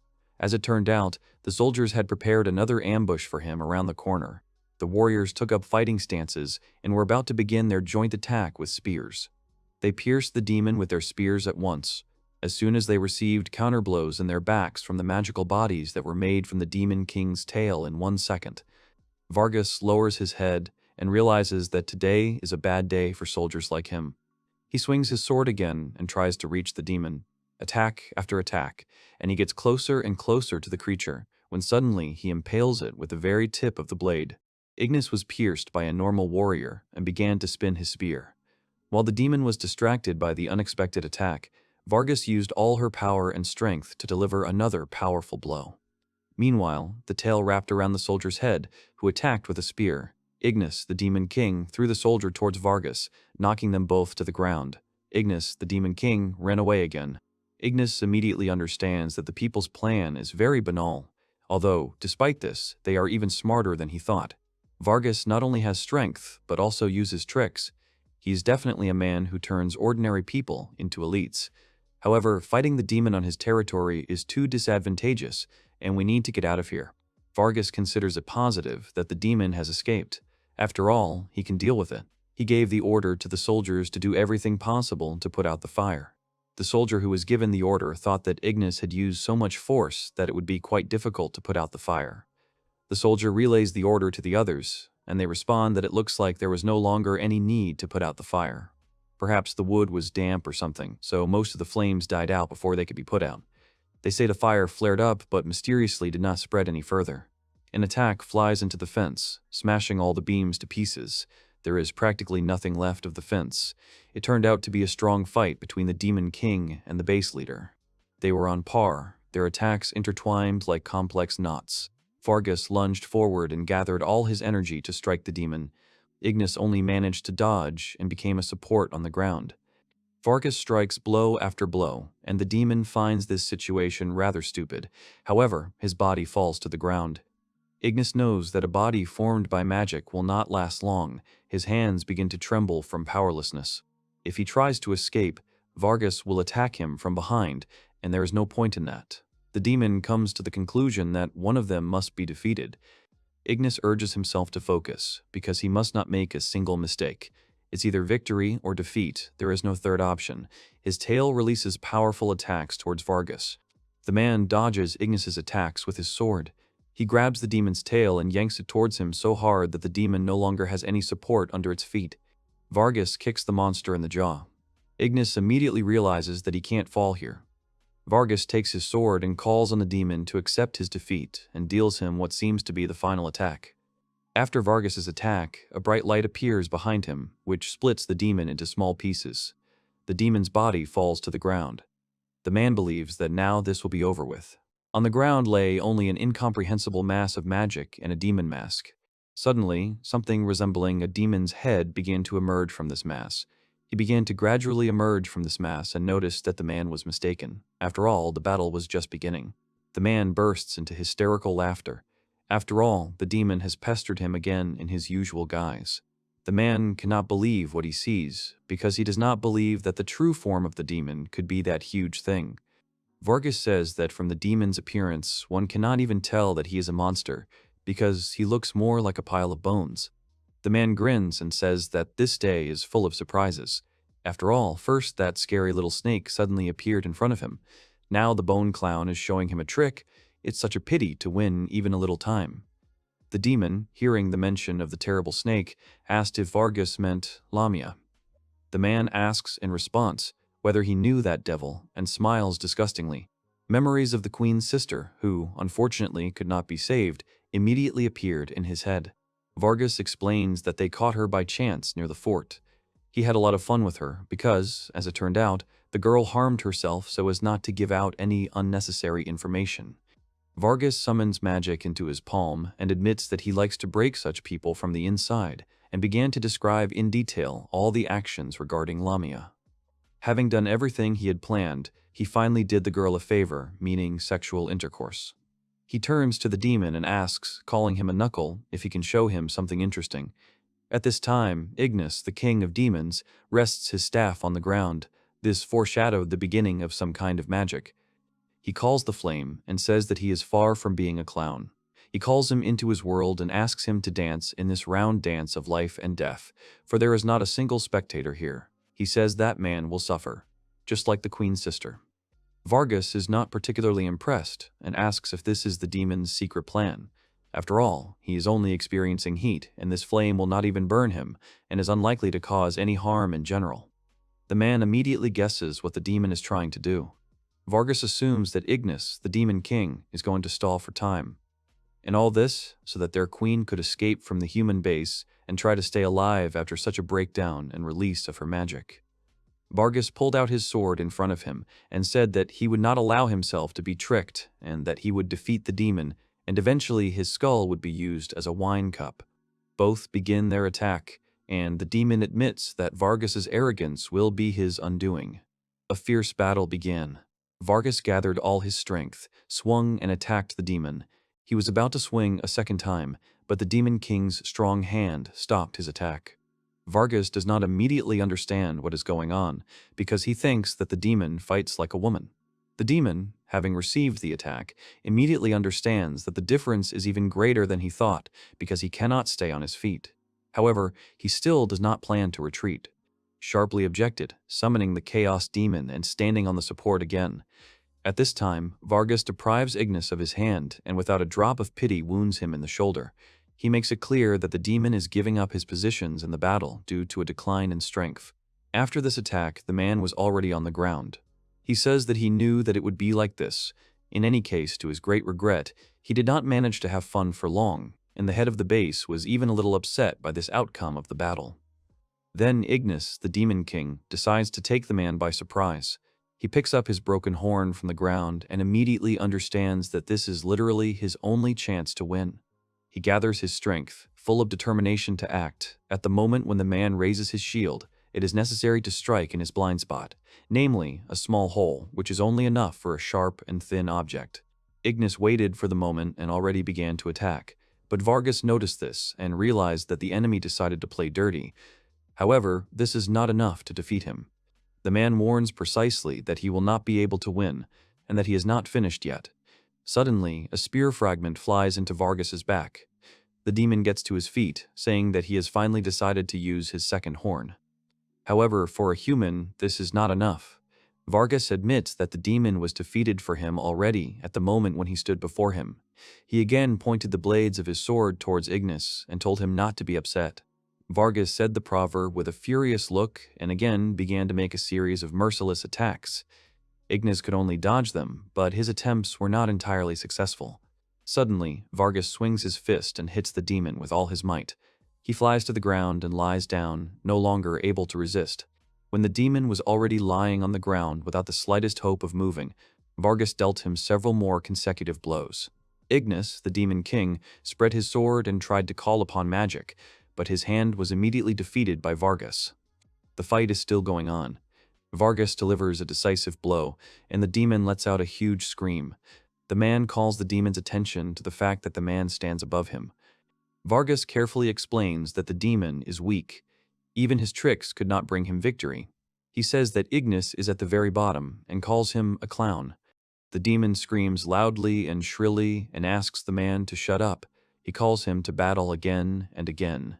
He explains with anger and fury in his soul that Vargas will be the first person whom he will burn to the ground completely without the slightest sadness or regret, which the head of the base is simply not worthy of. Vargas turns to the demon again and asks if he can hear him well. The man doesn't have time to finish speaking before long. Seemingly scorching, cruel and merciless tongues of flame rush into his face, literally blinding him with their bright light. With his sword, he raises a sphere of fire and says that it will not pass. Vargas explains that he and the demon have the same flame, and it is quite easy to notice. With one movement of the sword, he directs the sphere of fire straight towards the demon. Ignis pulls his sword into the ground and screams loudly and shrilly again, calling for the sphere to collapse. The staff fulfills the demon's order, and after that it emits rays of magic. The demon withstands the onslaught of the fireball and sends the man. The demon raises his staff and says that human fire will not go any further. But his attention is distracted by something to the side. The man still holds the fiery ball on the tip of his sword and asks what the demon will say about this.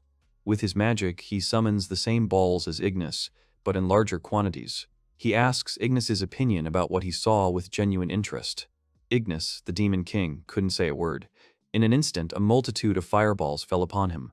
The attacks fell with such force that the dust literally stood in a column and stones flew in all directions. The man was sure that this was the end of the long battle. There was not a single wet spot left of the demon. Vargas hoped that this was exactly what the knuckle wanted. The demon withstands the onslaught of crazy attacks, rises again and again, leaning on his staff, and says that the first part of the show is already over, and it is high time to move on to the second part. Ignis, the demon king, is gaining strength again, as if rising from the burning ashes. He says that it is finally his turn to act. He confidently heads towards the head of the base, one of the 6 saints. Vargas noted that the demon was quite persistent. He said that he was tired of listening to Ignis talk about trivialities and urged him to stop his meaningless might about battles and fighting and just accept defeat. The warrior explains that he only needs to make a simple swing of the sword and a deft cut that does not require much effort, and everything will be over with the demon. Vargas makes a confident lunge forward with one leg, pulling the sword out of its sheath, and delivers a sharp and accurate blow. Vargas realizes that the demon is defeated in strength, defeated in tactics, and his unfortunate tricks are not capable of changing anything, no matter how hard the creature tries to overcome him. The warrior began to attack again without stopping, hoping to finally deal with the annoying demon. Suddenly, from under the ground, with the help of magic, Ignis deftly thrusts his hand with a spear, when suddenly he wounds the warrior in the face with the tip. Vargas tried to make an attack, but, however, he could not hit the enemy. It was as if he flew past his enemy. The demon appears and asks whether a person can't overcome just half a step and reach him, because it's not that difficult to defeat some demon when such a wonderful opportunity is presented. Ignis, the demon king, reminds Vargas, the fireman, of his own words about how they are on completely different levels. Ignis, the demon king, caught Vargas off guard and summoned the long-awaited and surefire primordial explosion technique. The demon calls upon a spell to dissolve flesh and explode. Suddenly, at one moment, the area around the warrior began to explode, and pieces flew in absolutely all directions. Vargas admits that the demon did take him by surprise. However, this will not change anything, and will not affect the outcome of the battle, which, in the warrior's opinion, was already predetermined from the very beginning. Vargas swings his sword, and, with simply enormous, unimaginable force and pressure, he delivers a fiery attack with his sword. A stream of magic rushes towards the demon. Vargas is furiously desiring to defeat the creature. Suddenly, in the place where the demon stood, a large explosion occurred, the light from which literally blinded and did not allow one to clearly follow what was happening. The man can't understand what it was. As it turned out, Ignis, the demon king, was stubbornly kneeling, clouds of dust and remnants of magic flying around him. The demon turns to the man and believes that he is immensely surprised that he did not touch him. Vargas immediately realizes that the demon blocked his attack with a wall of fire and asks his opponent for clarification. Vargas claims that the demon's wall would not even have enough power to contain even a portion of the outer flame of his sun. Ignis asks if the warrior wishes to see something interesting. The demon asks to look at the wall of fire with greater attention. The warrior is sure that the demon has already noticed one detail, that it just can't go unnoticed after all. Ignis, the demon king, explains with great passion that this flame, the original fire, consumes absolutely all other fire without distinction. And he reminds us that it all started with Vargas's attack, who tried so hard to win by using magical fire techniques. The demon says that from the moment Vargas set fire to his fort, he mixed with its fire. Until now, he remains in such a state to control this fire. Now, Ignis, the demon king, is definitely the master of this fire. The demon notices that Vargas is not as amused as before, because all this time he was fighting only one fireball. Now, the man will be hit by absolutely all the power of the flame, and he will not be able to defeat the elements. He simply does not have the stamina to withstand a series of powerful attacks. Vargas does not immediately understand that whether mixing fire can be called ordinary magic, it is definitely beyond the bounds of reason. While the man was figuring out the possibilities of mixing types of fire in magic, and thinking about what kind of magic this could be attributed to, the desire to continue the battle took over. The demon wanted to continue his explanation, but Vargas shamelessly interrupted him and said that for him this was far from a reason to give up. He again took a fighting stance, getting to his feet with great effort. Vargas admits that Ignis, the demon king, is quite a nice guy, and hopes that his opponent understands him right away. Vargas tries to break through the firewall and says that he is proud of his belonging to the Six Saints. The demon accepts his words and takes action. A huge explosion is heard behind the demon king, which exceeds him in size by an insane number of times. Vargas starts screaming loudly and shrilly. He reminds Ignis that he is one of the Six Saints, and no one can defeat him. No one has enough power to defeat any of the Six Saints. He is firmly convinced that he will not make ends meet in this insignificant duel. Suddenly, a huge flame is heard around, which engulfs absolutely everything around. A huge whirlwind rose up, from which screams were heard. The demon asks how he is there. He feels as if the air is being sucked out of his whole body. He clutches an unusual object in his hands and asks to taste the queen's fury.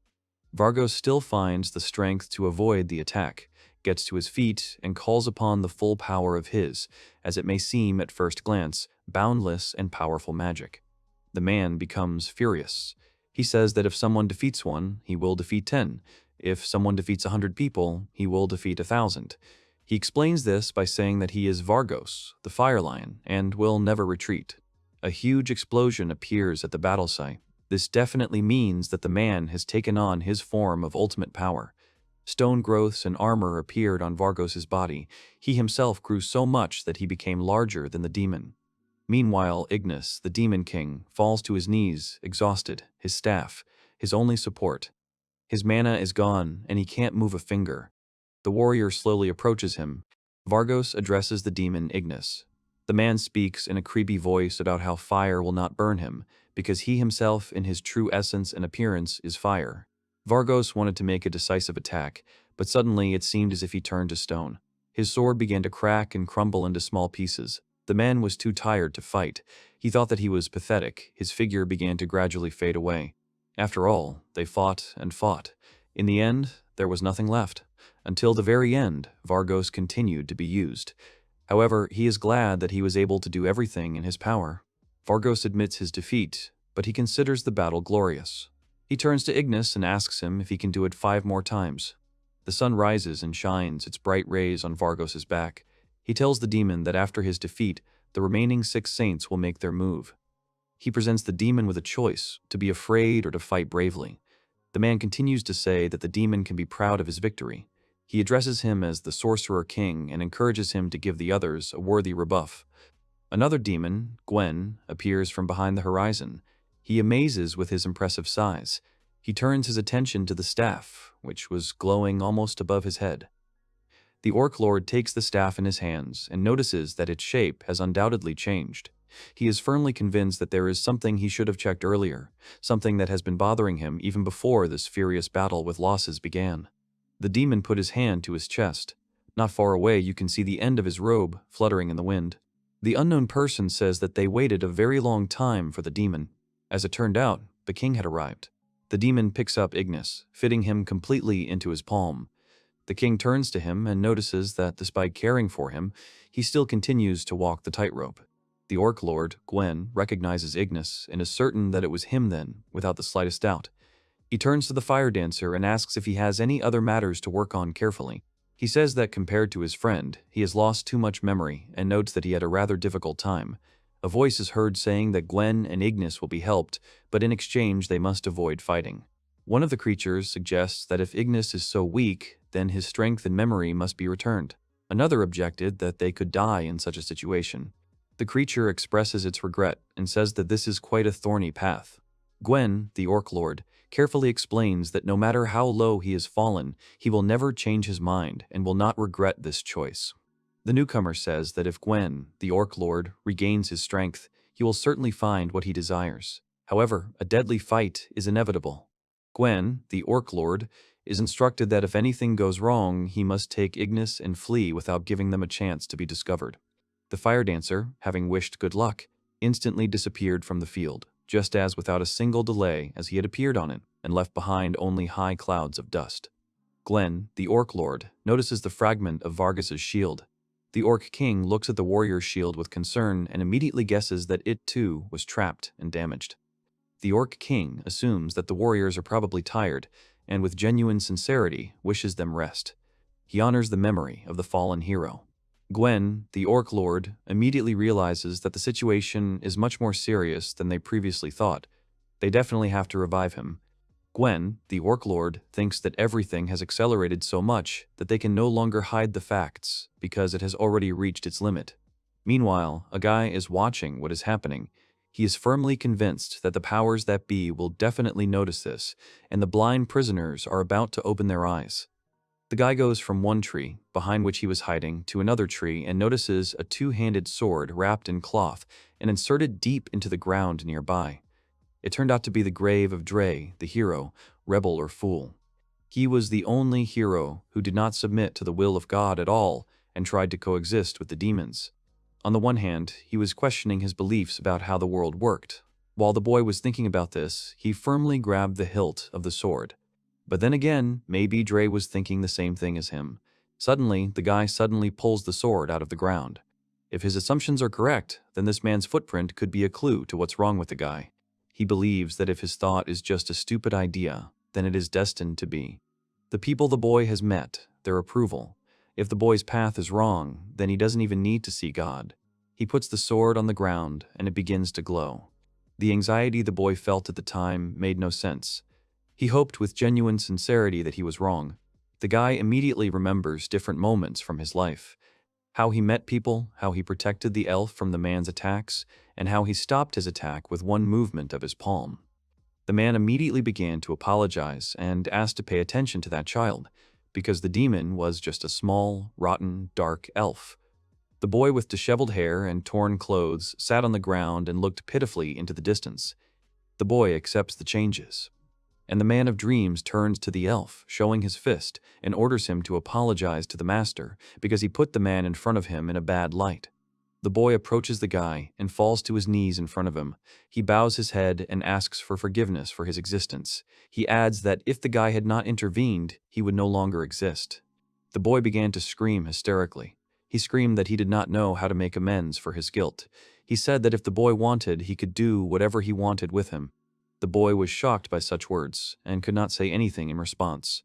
The boy still asked for punishment and the opportunity to regret that he was alive.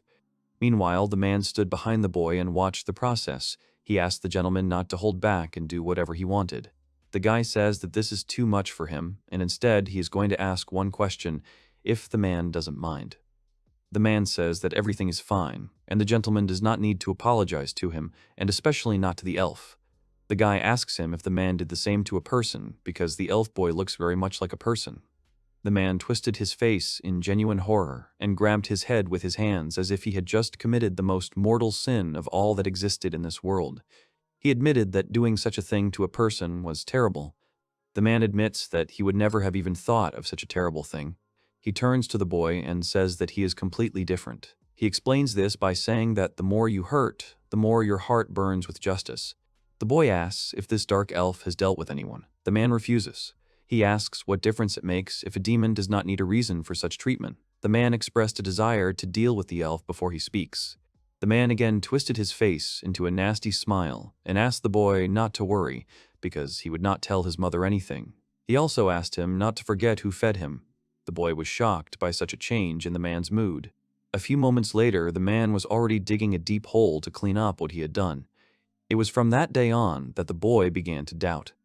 Not only that man, it didn't matter how many saints the boy met. He immediately understands that when it comes to demons, hatred definitely takes over. This was the first time that the desire to do justice was awakened. It doesn't matter what country you're from, what race you are, or even if you're a child who's never met a demon. These values were shared by everyone. First of all, the boy was raised to treat everything with compassion, nobility, and love, and he himself feels great hatred for demons. The guy wipes the sweat from his face. Just the thought that demons are at every step, as if manipulating the guy. He digs a hole and wonders how it happened that only this hero got out of there, because there is definitely something here. Suddenly, the boy feels a powerful surge of energy behind him. He turns around and sees a huge figure. At the top of a steep cliff stood the miraculously reborn hero.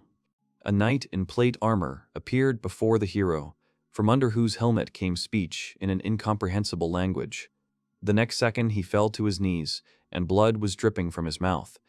The guy was worried about the knight's condition and offered his help, but he only said something furiously and incomprehensibly, and the blood pouring out of his mouth increased. And then the sword in his hands began to emit a bright glow. The hero, not understanding what was happening, covered his eyes with his hands when the knight began to scream from a wound that appeared in his chest, bleeding from several parts of his body.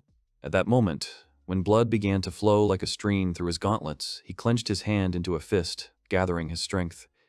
The knight took up a position, holding his sword at the ready, and the hero at this time could only reflect on the power he had seen. It seemed very strange to him. Immediately after, calling upon the sword, he asked to grant him strength and, calling upon white lightning, attacked the enemy standing in front of him. While making an attack, he noticed how lightning was clearly emanating from his opponent's weapon, which greatly surprised the hero. The next thing the knight did was activate the electric sword's purple death skill, which the youth noticed was very similar to his own skill. The man, directing a clot of energy from the tip of his fingers at the guy, threw it as a lightning ball of spell. Taking the attack upon himself, the hero, falling, could not help but notice that his opponent was a strong monster and wondered who was hiding behind that helmet. At this time, he jumped into the attack and, unleashing another lightning-fast attack, brought the young man down to the ground with a force that threw the earth in different directions as he fell. While the hero was confused by what was happening and tried to at least defend himself, the knight, without wasting time, used the triple strike of white lightning, purple sword, attacking with the skill 5-fold splash. The blow dealt to the area was enormous, after which the hero noticed that all the movements of the attacker were similar to his own. In addition, they were even better. The guy couldn't believe that he was cornered, but he didn't have time to hesitate, so he took a fighting stance, summoned a stream of light around his body, and, under the knight's gaze, concentrated on what was happening. He realized that he couldn't do without magic, and decided to go to the very end. The strength and skill that his opponent demonstrated he had seen before only during the battle with the Demon King. While the knight was speaking in an incomprehensible language, the youth called upon his fellow giants of old, wishing that they would show their fury. He demanded that they crush the bones of the enemy, make his blood boil, and destroy him. Using the skill, Thunder King, White Lightning, the hero made a completely straight cut and defeated his enemy. Having finished the fight, the knight spoke in a language that the hero already understood, realizing that the hero had already defeated the Demon King and assumed that the young man had come to this place because he felt strange. He also warned that it was definitely not too late to go back, noting that he shouldn't have thought about this world, causing a look of misunderstanding on the hero's face. But he also understood that even though he said these words to the guy, he was not going to listen to him, just like his kind. The hero did not understand who he was talking about, but when he asked about it, the knight only said that this question was wrong. He asked the young man how many times he could be resurrected, and whether he saw what actually happens to the things and people he once protected. The knight revealed that wealth, honor, and special abilities were just an illusion, and that brave heroes were just guardians of livestock, and once again repeating that if he was satisfied with this world, he should have turned around and closed his eyes to everything that was happening and had happened.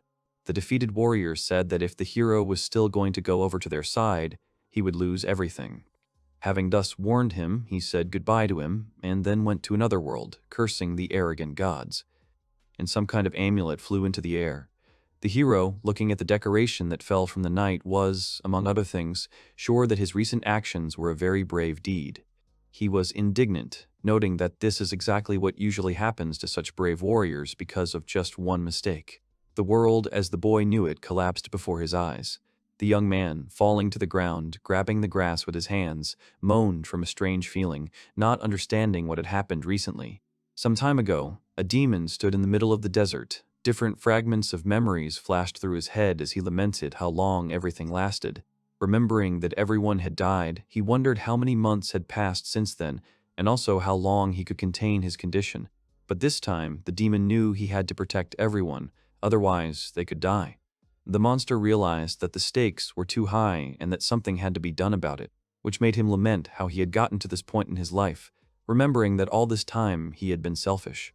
His reasoning was interrupted by armed opponents surrounding him. Noticing their presence, he only said that he was tired of everything and of people. Some time later, someone tried to wake the hero. It was the slime demon, who was surprised how his interlocutor could sleep so peacefully after everything he had done. The ball of slime complained, standing in the middle of the room, that the main character could not solve all the problems on his own, believing that he was only making fun of him. The demon said that if the firehead had not found him, the hero would have already passed away. He could only ask for forgiveness for making him worry. Slime also shared that he was so worried that at that time his body looked like cheese with holes. In response to which, his interlocutor asked why he had shrunk so much, assuming that it was all because of those same worries. Not understanding what he was talking about, the slime told the monster that he himself had changed and asked him to look in the mirror. Seeing the reflection, the demon was surprised by his size. He completely changed his shape. Slime, showing his body, explained that he had previously been much smaller, involuntarily surprising him with what complex forms he could transform into. After learning what he looked like, the former demon king paid many compliments to his stern, dignified face and beautiful body shape like a large wolf, even suggesting that this was the next stage of his evolution. But not wanting to watch this, the slime demanded not to become arrogant, although he noted that in any case, his jokes were better than the queen's arrogance. Remembering her, the main character asked if everything was okay with her, to which the slime did not undertake to answer, and after some thought, he suggested simply going to the queen, while he would tell her on the way where they were and what was happening around them. Afterwards, they went to the publication, in which one of the demons was loudly cursing out loud, since he could no longer stand the fact that everyone came to say hello except the hero and the slime. When the demons entered their building, he was outraged that they looked down on him. His partner, another skeletal demon, explained that he was a guest of the queen and that he was even more important than all their elders. The recently angry McKinner, hearing this, thought about it. He could not understand how the demon who appeared on the threshold could be more important than him. He visualized his understanding of hierarchy as a pyramid. At the very bottom was the errand boy, in the middle were his friends, and at the top was his teacher. Hearing this, the slime declared that they were much higher than this pyramid, even higher than his teacher. The Demon King, admitting that he had achieved nothing and did not even know about this place, asked them to be silent when the skeleton spoke. He introduced himself as Atasha, talked about his partner, and suggested that the new arrivals had had a difficult day. The demon recalled how in the past it was impossible to be drawn into battle while traveling, and concluded that the world was already rotten. In his opinion, it began with the defeat of the Demon King, and despite his tyranny, he was sure that he was missed, although his departure was predetermined. The skeleton continued, clarifying that the place where they were was once an abandoned human castle. Now it had been renovated and turned into a communal settlement. The castle was inhabited by winged demonic harpies, earth-burrowing worms, and undead. All these creatures were driven out of their homes and formed a settlement. Fortunately, it was well protected and deserted. Slime noted that they were now part of the settlement too. And the skeleton continued, claiming that the queen had been kind to him and he had kept in touch with the fort. Thus, he was sure that she would not despise him, and suggested that they meet with the chief. The former Demon King agreed to the offer, as long as it was only a greeting. When he wanted to clarify where to go, McKinner, who had previously shown aggression, offered to show him the way, trying to be as helpful as possible. Sometime later, the Demon King came to the meeting, where he saw the head of the castle. It was a crow-like demon with 3 heads, who thanked the hero for his attention. The main character was confronted by the lord of the ruined castle, Yatanoel, each of whose heads was asking the same question about why certain events had occurred. In response to a question about the specificity of what was said, he continued, telling that the situation had been getting worse recently. He was worried about whether he would be able to get through all this. And then he started complaining that he was made the main one only because he was smart, but he was just reading a book. Even his number of heads was only so he could read more. Yatanoel was sure that he was not fit to be the leader and would not be able to cope with what was happening, especially when people were moving in strange directions and the castle was becoming restless. The main character asked what exactly happened to the people, to which the lord of the castle told him about how they were going in a large army and combing the entire country, and the number of troops was only growing. People were recruiting especially rapidly around the area of the frontline bases. Yatanoel assumed that there was a reason for this. Then the former Demon King approached him, asking if he knew anything about the 6th Saint Vargas. His interlocutor remembered that the saint was called the Fiery Lion and, in addition to being ridiculously strong, he was also incredibly cruel. The chief also heard that he possessed some special abilities, similar to those of a hero. After listening to these thoughts to the end, the main character said that when he was at the base, he accidentally sent him to another world.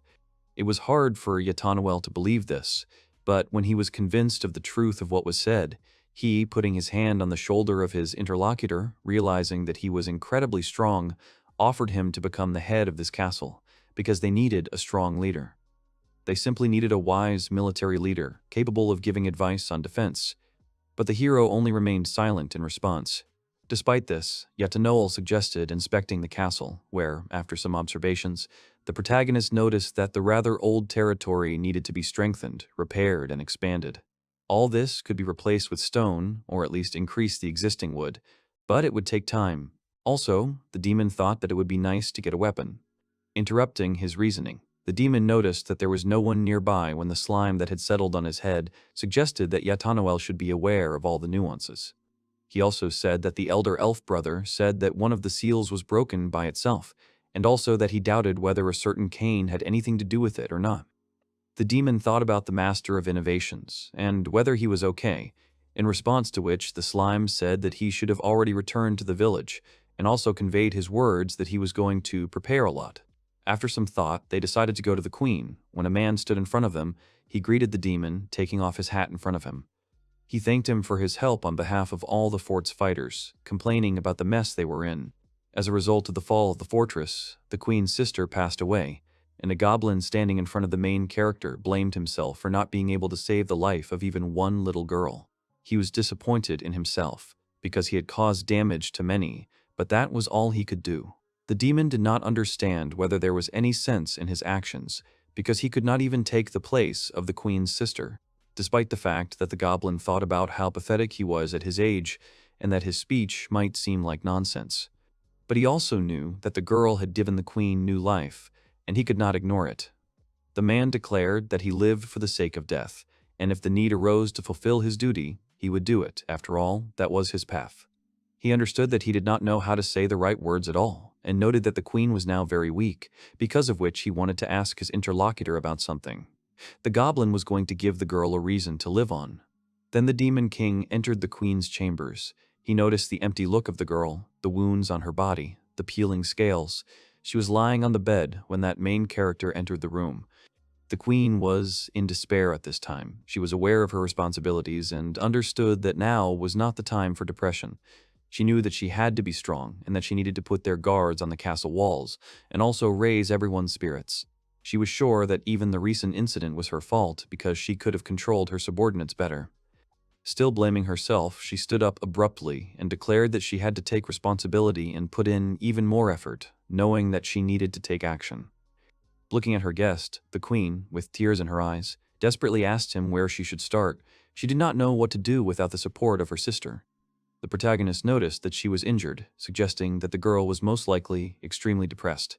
He said that he wanted to give her what was rightfully hers, while noting that her tired appearance was probably due to lack of sleep for several days.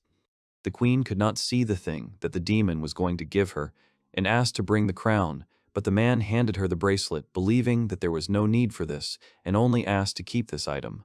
The girl, recognizing the bracelet by touch, burst into tears. After some time, the slime asked the protagonist to say something in this awkward situation. Then the demon turned to the queen and said that although he could not find words, he could only share her pain with her, so he promised to be by her side. And when, a moment later, the girl, taking the dagger, was about to commit suicide, the hero snatched the sharp object from her hands. And despite the girl's indignation, he remained calm, after which the queen, gradually calming down, hugged the demon. Noticing that she had fallen asleep, he put her back on the bed and covered her with a blanket. At that moment, the girl, touching his body, hugged one of his limbs, begging him to stay with her, to which the demon entrusted his tail into her arms. At this time, in the United Kingdom of Grafta and Western Tomalia, in a defensive tower, Vincari, the Maiden of Sacred Waters, was indignant, not believing in some facts. She was sure that the Fire Lion's loss was a mistake. Because of the 6 saints, he was the strongest, after his grandfather, especially in battles. But she was reassured by saying that he had lost, and that was a fact. Enfia von Triton, the sage's right-hand man, explained that they were trying to control the information to avoid disorder, but they would not be able to do so for long, and also added that the Holy King would take part in this matter. Vincari understood that these were obvious things, because the 6 saints were not only powerful, but also were a symbol of the United Kingdom. They were the pillars of the countries, and the future of the kingdom depended on their every move. According to Enfia, confusion could spread even among the people. At this time, when the demon lord left the world, even the United Kingdom was not a monolith. Enfia said that the Holy King gave them special permission to deal with the situation, showing the dice on his palm. It was the kingdom's most closely guarded secret, the seal of spirits. Everyone understood that this was something that could change the balance of power between countries, including Jiraiya, the mistress of the motionless trees. She was sure that this weapon was only allowed in battles on the continents against the Demon King. But considering that the fall of the 6 saints could destroy the country, Enfia wanted urgent measures to be taken, so he gave Vincari and Jiri the spirit seal, giving them the order to destroy. The mistress of the motionless trees was surprised by this, because the sage's right hand was more suited for war, and she was also sure that Vincari would have said the same thing. But the man explained that national politics were involved in the actions of the 6 saints, and as the only elf among them, Jiraiya symbolized the alliance between elves and humans, which was simply an important political decision. Then, having accepted the outcome of events, the girl asked to be given an escort of knights with advanced or higher-level skills, to which the man could only agree. Watching from the street through the window of the meeting, one of the 6 saints, Kazodi of the Earthquake, sat on the roof. Although he was not interested in their games, he followed the events in which more than one of the 6 saints was involved. He thought that defeating the fiery lion that was able to point a sword at him was something outstanding and was interested in who would win this war. His thoughts were interrupted by a loud cry calling to him. The old man, sighing, went to the edge of the roof and, bending down, walked along the cornice upside down. Entering the field of vision of the boy who called him, he was very happy, but the old man sighed, because the boy probably did not even know his heritage. Some time later, where the crow feathers were falling from the sky, the head of the castle shouted, wondering where the main character was. Telling about his master, the skeleton pointed out that he was repairing the walls. As the chief approached the buildings under repair, the hero reminded him that completing the chief could affect those around him, condemning the commotion he was creating. But Yatnole explained that now was not the time for this. The people were coming with a huge army, and among them were 2 of the 6 saints. The leader assumed that they wanted to avenge the Fire Lion, but he had no idea what he should do.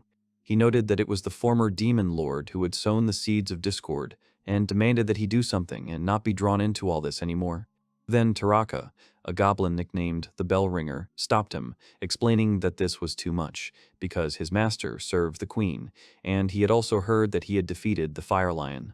The goblin also reminded that if they had let him go, sooner or later the entire castle area would have been burned down along with its inhabitants. He spoke like a man, like one whose city had burned to the ground. Taraka pointed to the red and black scarf with which he had wiped away the blood of his comrades, whom he could no longer even see. He said that people had set up an outpost near his city and then attacked, and noted that while they were being destroyed, nothing happened in this castle. The old man was ready to pack his bags and leave if the head had any complaints. Then Yatanoel explained that he didn't mean that, and he just didn't know what to do, collapsing to the floor in despair. Slez noticed that they had some kind of argument, but explained that this would not help matters, and instead of looking for someone to blame, he suggested strengthening the fort by putting in maximum effort. A little later, the former demon lord wondered what he could do for this place. Some time later, he approached the Raven, who had a question about whether he really needed to demonstrate his strength, to which the main character explained that if the leader doesn't go, then no one else will come either. The leaders of the tribes approached: the Sandworm, Vrina; Arma's Harvey; the Dead Man, Vita. Yatanoel asked why they had come, when they answered that they had heard the head of the castle screaming about war, and wanted to clarify the reality of its threat. Raven was still trying not to acknowledge the fact of the impending war, but his doubts were interrupted by the protagonist, confirming their expectations, and asked which of them was capable of fighting. The chieftains explained that although there were a few soldiers who had returned from the Demon King's army somewhere, they were still few in number. Here there were just a bunch of demons, not an army. They were prepared for war, but it came too quickly. Knowing that the army of people was huge, the leaders were worried about what they would tell the children, and they assumed that first the leader would order them to gather the old men, women, and children, and order them to go into a battle that they knew they would lose, then go and lay down their lives in battle, noting that this would be very disgusting. One of the leaders lamented the lack of a leader like the Demon King, but the protagonist said that they would prepare for defense, not attack, and they would have a choice, while the leaders would be responsible for the evacuation. Sometime later in the square, the former demon lord and the castle leader looked at the crowd of children after waiting for men capable of fighting. Among the few demons were children and women, but even in the face of impending danger, one of those standing in the crowd came forward, declaring that they had made a unanimous decision to enter the battle. He explained that some could fly fast, some were good at throwing stones, trying to prove their usefulness, desperately claiming that they were no worse than adults. But he was interrupted by someone in the middle of his fiery speech. The silhouette that interrupted the child's speech wanted to put forward another assumption. The speaker's voice seemed familiar to the hero, and he immediately recognized it. Having jumped spectacularly from the ledge onto the stage, the man said that if they were going to recruit an army, children were completely unfit for it, and asked that it be left to the adults. The demon who arrived was the Master of Innovation's Gimlet, whom they immediately recognized and were glad that he was in perfect order. While everyone except the slime and the main character did not understand who he was, the Master of Innovations announced that he had not arrived alone. Esther Prive, Brester Mines, while several times taller than the children, began to pass through the square. They asked the girls to go home because, as they claimed, war could be waged in different ways. The gathering included the Wolfwind clan from the caves in the north, the Zenelia clan from the Grell River in the south, and the Dogelbin clan from the Frostmoon Valley. Gimlet announced that here were gathered those who could fight, proudly declaring that this was the best reinforcements of all he had ever seen. After thinking about this for a while, the former demon lord said that Gimlet had gone mad because the enemy had a huge army of 10,000 people, and their leaders were 2 of the 6 saints, and this was far from a village meeting, but a real war. But, answering these words, he Dark Elf said that there was no difference, because if they wait, they will still get them, especially since they already had experience of defeat before. He said that if this place collapsed, they would be next, and he wasn't going to stand by and watch it. They also heard that their interlocutor had caused a pogrom at the human base and even defeated one of the 6 saints. Gimlet said that rumors spread quickly, which is what brought this huge group of different races to the square. Each of them believed that they could succeed if they followed the hero's example and followed him. They were determined that if they were destined to lose, they wanted to do it a little sooner, and were also confident that if he went through with it, he could also become the Demon King. Slime, echoing the crowd, told him that he must answer for his words like a man. After a couple of seconds of reflection, the main character was surprised by the stupidity of the demons standing in front of him, but declared that if they wanted to lose so much, he was ready to show them real hell. In this hell, the enemy's arrows would fall like rain, and their swords would flash like a plane. Their bodies would crumble, and their last fangs would break. Darkness blacker than night would descend upon them, but they would not suffer defeat and fall.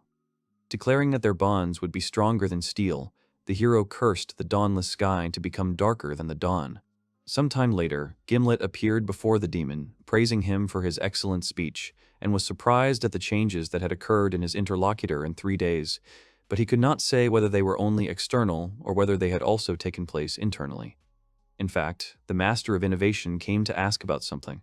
He showed the pendant and explained that he got it from the flame that the former demon lord had brought with him earlier. After some manipulation, the pendant began to perform the magic that the queen possessed, and a little later simply wrinkled, leaving Gimlet perplexed. He said that the thing was sealed in stages, and to break the seal, a lot of magic was needed, as well as a strong soul. In response to questions about the soul, the master only explained that the pendant was sealed with something serious so that not everyone could use it. Gimlet also put forward his theory that the sealed thing was the power of the gods and could have been located, for example, from the underground world of the Millennium. The most important thing, in his opinion, was the fact that the one who put this seal could have been him. But he suggested not to fill their heads with bad thoughts and think about it later, but for now to focus on the upcoming battle, for which they were ready to give their all. At this time, in one place, the slime, who said that the evacuation had begun, the protagonist, who knew that the queen was sad and left it to Karaku, and the head of the castle, who complained about the presence of both interlocutors, gathered. Each of them gave it their all and planned to continue doing so, no matter how fast their hearts were beating. Yet Tanuel complained that he had not known before that the war would happen sooner or later, noting that it was much easier to fight when they all gathered together. He knew that he couldn't have prepared for all of this on his own, especially in the case of such a large-scale battle, even considering the reliability of the queen's demons. Thus, he thanked the hero for that. Hearing all this, the former demon lord finally understood why a demon like Yatanol was made the head. At that moment, a strong vibration, accompanied by noise, passed through the earth. The hero guessed that an army of people was already advancing on them. Breaking trees, the soldiers and spirits called by the two saints advanced. The army approached the gates of the fortress, demonstrating its enormous numbers. On the backs of their spirits were Vincari, the maiden of sacred waters, and Jiria, the mistress of motionless trees. The Virgin of the Sacred Waters raised her hand upwards, standing astride a spirit in the form of a magical deer. She addressed the army, the brave men and women who had gathered in this place in the name of the goddess. She announced that they had finally come to an end to the suffering. The demons who occupied the old castle wanted to use it as a defense against the siege. The girl said that the castle was full of demons, because of which an ordinary person would have already run away, but not them. After all, those gathered here were proud warriors who stood up against the enemies, fans of the hero Vargas. The warriors rose up to avenge him. As she charged in the name of God, while the company of archers prepared to fire, she told the warriors not to worry, for only the blood of demons would be on their hands. At Vincari's command, the rays released arrows, which, one after another, fell like rain on the fortress. One of the arrows flew towards the hero, but collided with some negative field and immediately burned to ashes. Each of the flying arrows turned to ashes, thanks to the Great Barrier that the Dark Elves erected. The Great Barrier was a set of fire barriers installed in different places. Moreover, it is possible to break through even one shield. Another example of use was the use of projectiles for offensive purposes, using ballistas and incendiary-coated projectiles. Thus, the shells, when passing through the barrier, caught fire, but did not burn out completely, reaching their opponent. At this moment, the demons' counterattack hit the human army in full force, causing irreparable damage. The fire also spread across the land, which the warrior commanders could not help but notice as they marveled at the madness of the demons' attack. A little later, they actually noticed that the ground was soaked with something, but they could not understand when this happened, because only recently the ground was dry. A minute later, the ground began to split, causing soldiers to fall into one of the holes that appeared after the rift. In the darkness of the hole, the worms were waiting for the people, after which the position was completely lost.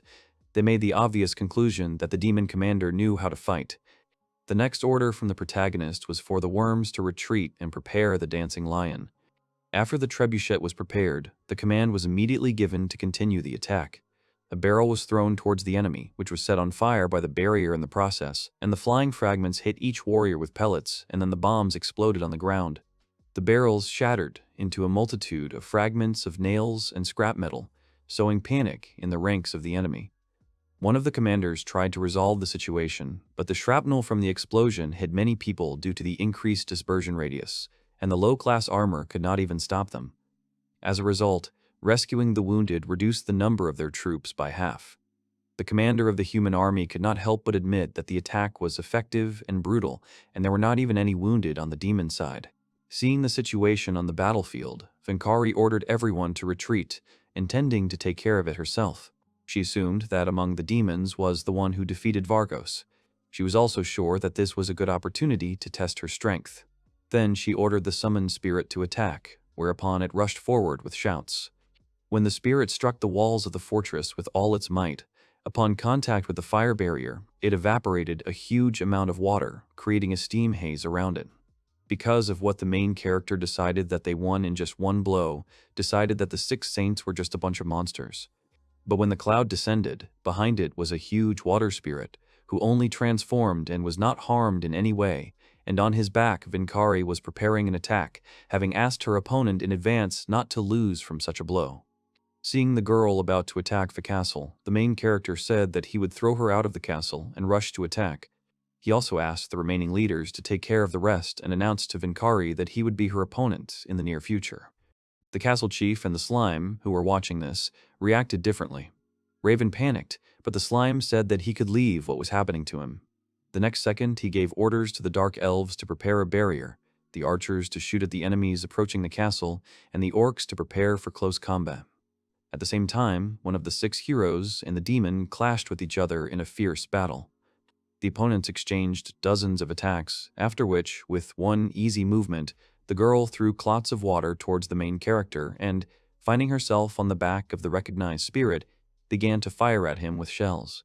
At this time, the man could not understand where the water for her magic came from because there were no rivers or underground water veins nearby.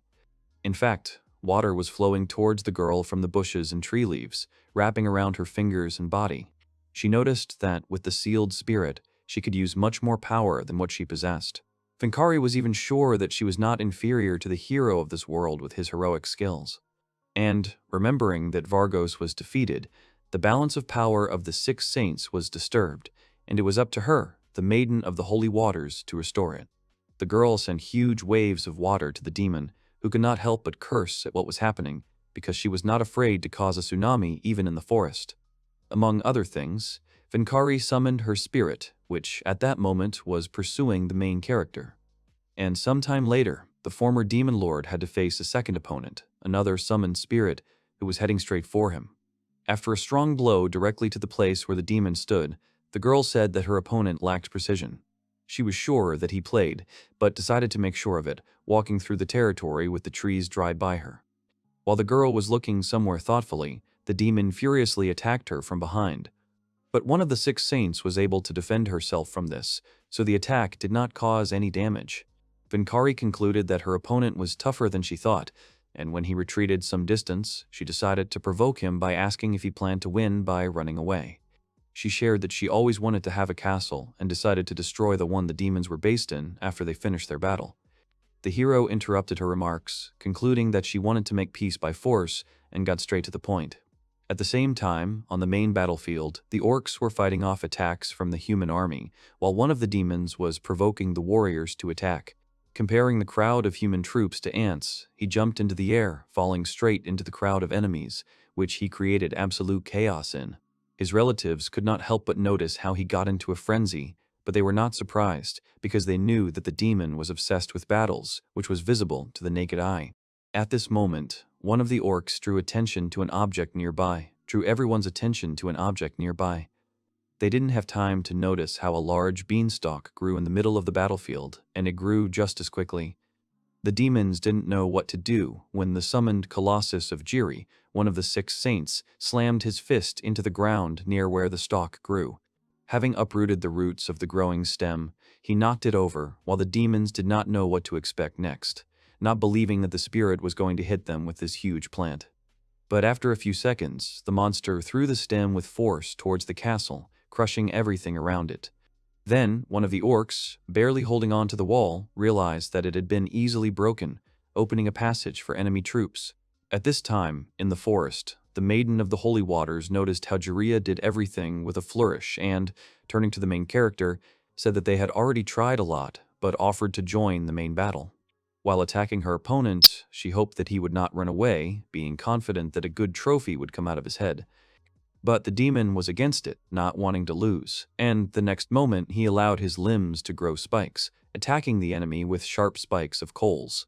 As the thorns flew towards the girl, she noted that the name was very loud, after which they stopped in front of her face, not moving. She said that the skill didn't deserve its name, as all the spikes were stuck in her water defense, and she declared that her opponent was wasting his time by calling for him to surrender.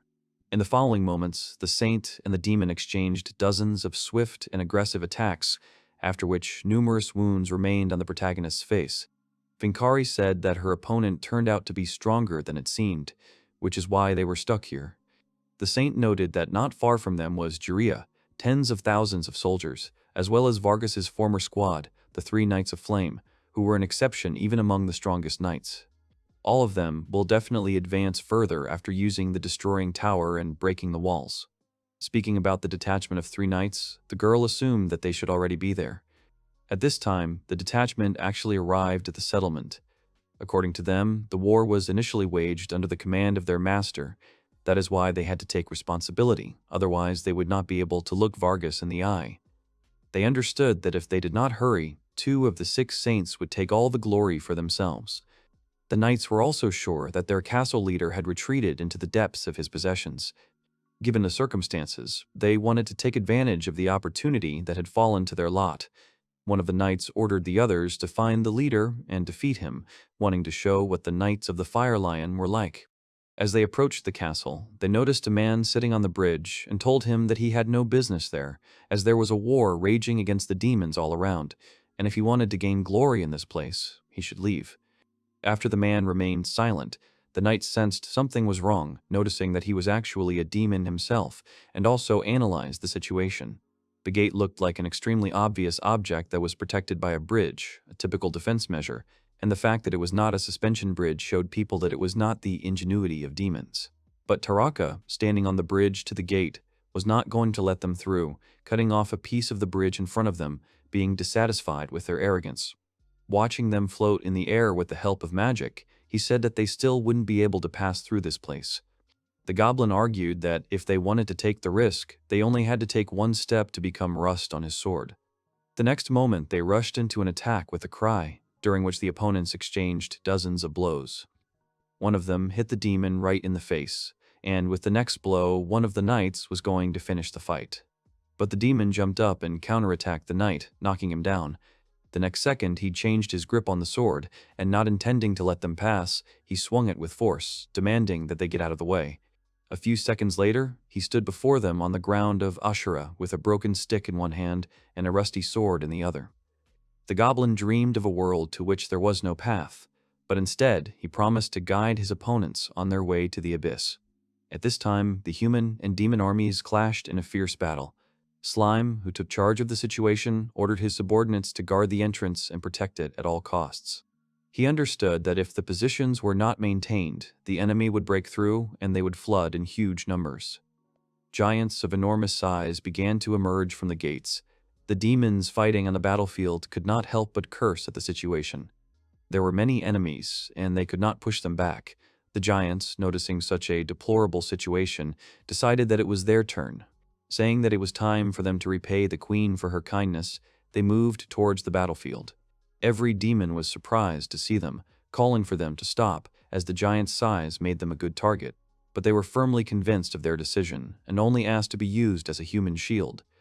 The giants also remarked that their bodies would make a good wall.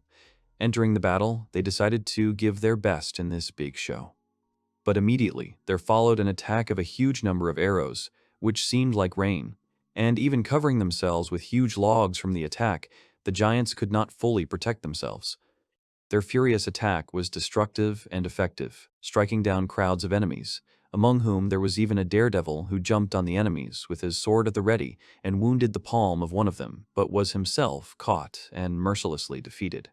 When the last of the giants fell, the soldiers announced the capture of the northwestern hill, the southeastern tower, the northeastern bridge, and the destruction of enemy troops at the city walls. By declaring the turning point of the war, the breach of the city gates, they declared the end of this battle. All that was left for them to do was to go straight to the main battlefield, and the commander urged his soldiers to follow him into the attack. Suddenly, they were blown away by some spell. The only one who remained on his feet, the commander, was in a stupor, noticing that the magic that hit them belonged to the Maiden of the Holy Waters. At that moment, a voice came from afar, which reported about the retreat and general assembly in the camp, while one of the commanders could not understand the reason for such orders because they had almost won. But the explanation came immediately. The point was that the entire territory of the camp was in the window. It was necessary to start extinguishing the fire immediately.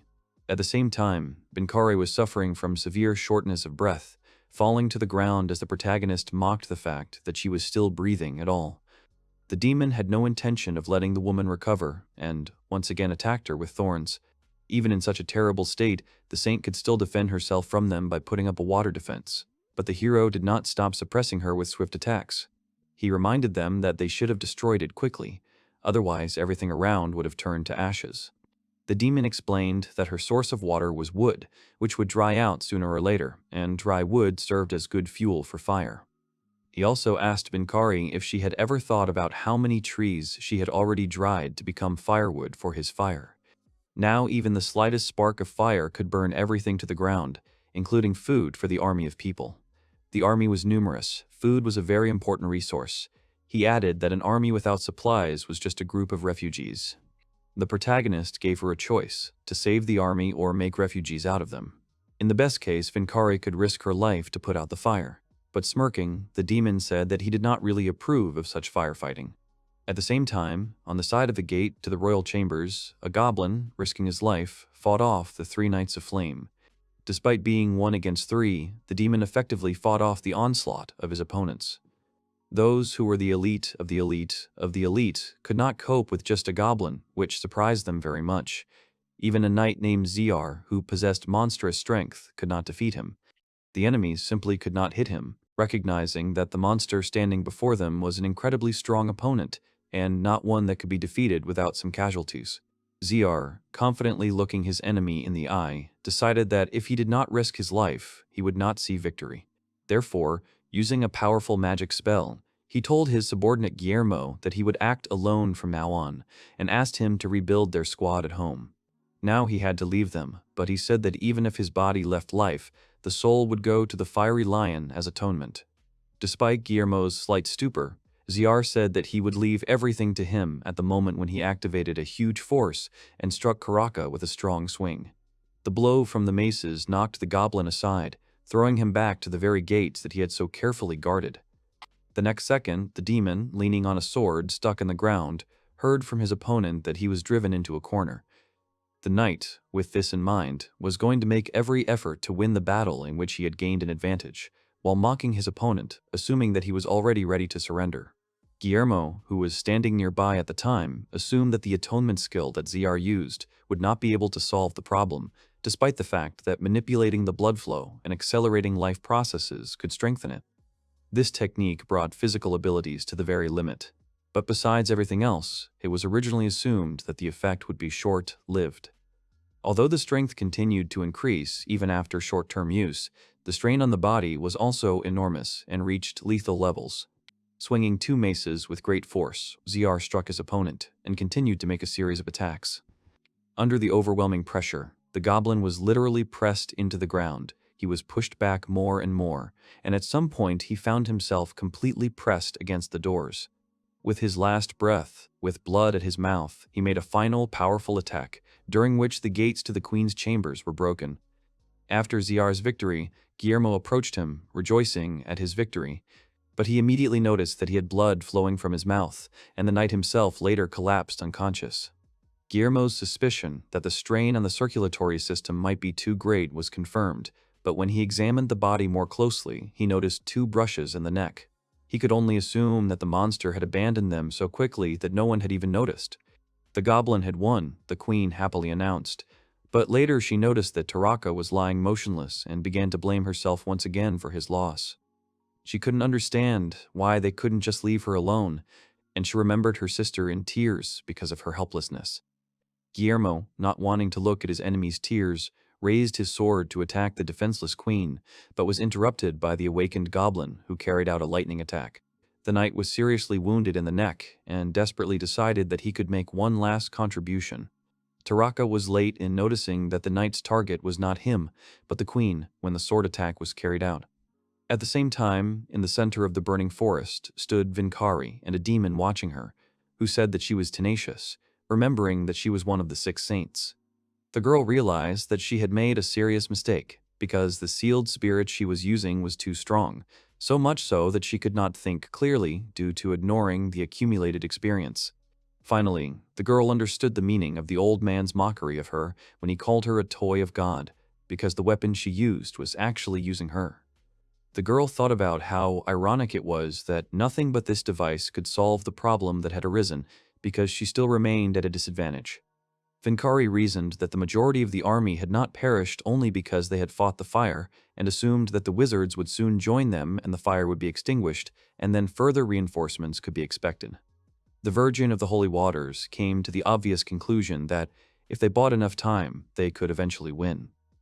It was this thought of hers that the protagonist voiced out loud. Despite the girl's surprise, he decided to describe everything to her as it really was. All this time, the demon thought that they would have a hard time, but he never thought that they would be able to cope with people one by one. When one of the 6 saints went on the offensive, he assumed that it would be as strong as Vargas. Hearing this, the girl suggested that the saint was struck down by the demon standing before her. In response, the former demon lord said that she would be the second of them to fall by his hand. Having realized this, the girl understood that the previous idea of prolonging the conversation in order to gain time made no sense, because her opponent already knew her goals. After which, the demon revealed that his original goal was to defeat one of the saints first, and to catch her partner off guard while the chaos on the battlefield had not died down. That was his plan. So, not wanting to waste any more time on her opponent, the demon said that she could be proud of herself because she made him show her secret trump card. The next moment, he wrapped his limbs in a huge bud, which the Maiden of Holy Waters greatly underestimated, not understanding how her opponent was going to attack her at all. The next second, she felt a strong tremor, despite the fact that she was one of the saints, and a short moment later, she saw how the bud opened leaf by leaf, releasing a huge amount of energy. The girl could not even imagine what awaited her next when a huge knight with a long round sword appeared from the bud. Looking down at Vincari from a height several dozen times her own, she announced that from that moment on, the battle was drawing to a close. Declaring the end of their battle, the demon said that out of respect for one of the 6 saints, he would give it his all and go as far as possible. Vincari was completely thrown off balance, not understanding how she could win in this situation. She noticed that her breathing was ragged, and her whole body seemed to be screaming that she needed to run. The girl said that she had hoped for a great battle, while realizing that she would be defeated by the monster, even though she would meet her end as one of the 6 saints, the Virgin of the Holy Waters. But the demon, without giving her a chance, said that everything was already over, after which Vincari discovered a serious wound that she could not even keep track of. The former demon lord had no intention of playing games with her, and besides, he had to leave the fortress for a long time. He knew that it was time for him to return. Already heading towards the main battlefield, he noticed something. Despite her wounds, one of the 6 saints did not retreat, saying that no matter who was in front of her, she could not lose so easily. Her body began to turn into water when she used the spirit seal, which absorbed life, but in return gave incredible power, allowing the use of forbidden techniques. In response, the protagonist only silently slashed at her with a magic blade, unleashing a massive magical attack. Continuing to talk about her current capabilities, Vincari avoided the attack because her body now consisted entirely of water, but the demon immediately found a weakness in this technique, pointing out that it was a bad decision because the water could always be evaporated. The protagonist attacked the girl, grabbing her with one hand, explaining that if he couldn't cut her, he could still heat her up so much that she wouldn't be able to escape her fate. Vincari, unable to escape capture, realized that despite her fate, too much depended on her life. The girl knew that her opponent probably couldn't maintain his form long enough, otherwise he could use her at the very beginning, and she declared that she was ready at any cost to gain at least a little time. She was not going to give up even if it meant delaying the enemy for just a second, demanding that they not underestimate her, because she was not so simple that they would ignore her. She stated that the demon would not be able to defeat the 6 saints without losses, and she, the Maiden of Sacred Waters, being the protector of the country and the sword of the king, would never retreat.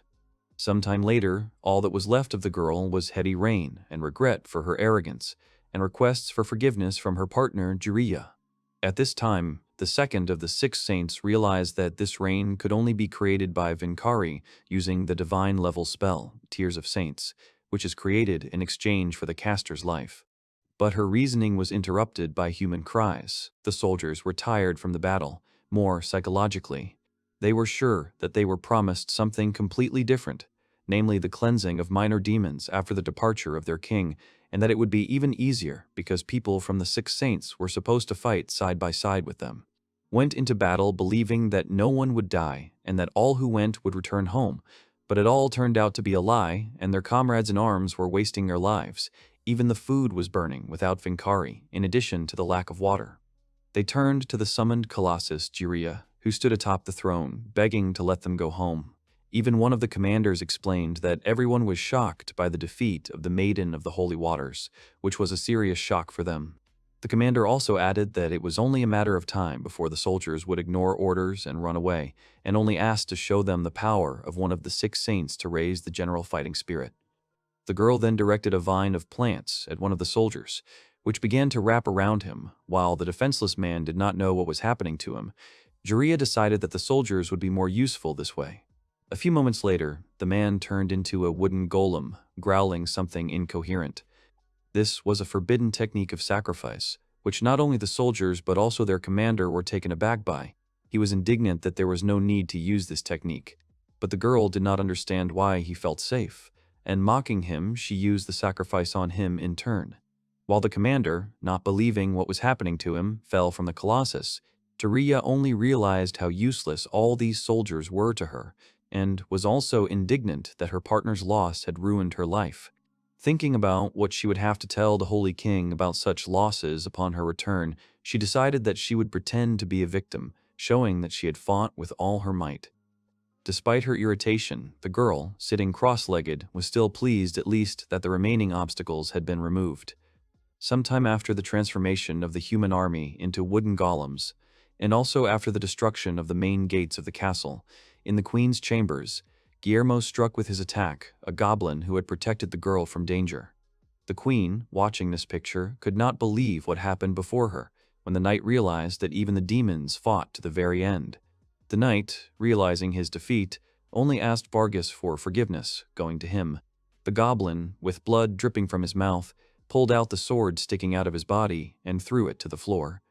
He breathed heavily and covered the wound on his chest as the queen once again blamed herself. But Taraka, not wanting to hear this, brought the girl to her senses and told her about how her sister had endured terrible trials, covered in wounds. But even in that situation, she endured everything and did not give up until the very end. The goblin pointed out to the queen what her sister might think of her if she saw her in such a state. Taraka explained that her sister was alive as long as the memories of her were alive in the girl's heart, and he made it clear that the queen had to decide for herself how she should live on. Raising his voice, he urged the girl, even if she had to crawl in the mud and gnaw on tree roots, to live for her sister. As he left the room, he was sure that each of them would still have to meet the queen's sister, but at the moment, they all needed the girl's help. And although the goblin knew that he was probably asking too much, he still asked her to fight until the very end, because losing while lying in bed must be very offensive. Reasoning that everything that had happened was more like a simple series of failures, he added that he did not know what words to say for support, and only once again asked the queen never to give up. According to Taraka, all storms always ended, but after them there was only blue sky. The goblin also said that it was raining outside, which is why he went to get an umbrella. Walking through the streets of the settlement, the demon could not help but think about the nature of the rain, which seemed strange to him because every time he took a step under it, he lost strength and his legs seemed to be burning. Taraka decided that this was a terrible curse, which was more appropriate than ever for the flowers of death to bloom. The goblin, confidently setting himself the goal of defeating one of the 6 saints at the end, was ready to play big and make some noise. At that moment, a wooden golem fell from the sky on him, which the demon easily dodged, but was surprised by this event, assuming that the creature was not an ally. Having decided to find out the reason for what was happening, Taraka approached the wall of the fortress and could not believe what he saw at that moment. Before the goblin's eyes, a fierce battle opened up between the main character and the golems, which, among other things, he effectively defeated. But another monster approached him from behind, ready to attack when he was struck down by the slime, standing behind the hero as a tree-like knight with a sword and shield, wanting to cover him from behind. His partner's appearance seemed unusual to him, but he only said that when the attacks by people stopped, he became curious and went outside. At that moment, it was raining, when suddenly wooden monsters appeared, because of which he decided to hide first. Using his skill, he turned the wooden soldier that the human commander had once been turned into a puppet, and then saw the former demon king appear on the battlefield. The following events were already familiar to the demon. The protagonist spoke about the black cloak made of molten steel, which was his trump card, the only drawbacks of which were the lengthy combat, because the spell could end at the wrong time. One of the 6 saints, behind them on top of her colossus, decided that these were unusual monsters.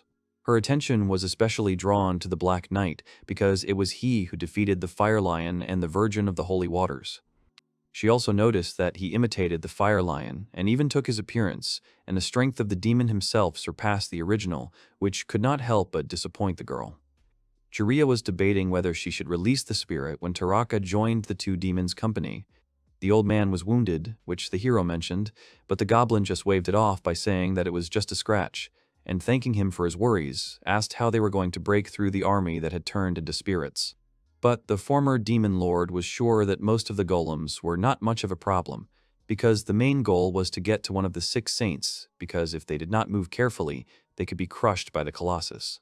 He realized that he needed to get to the girl as soon as possible, before she decided to take matters seriously.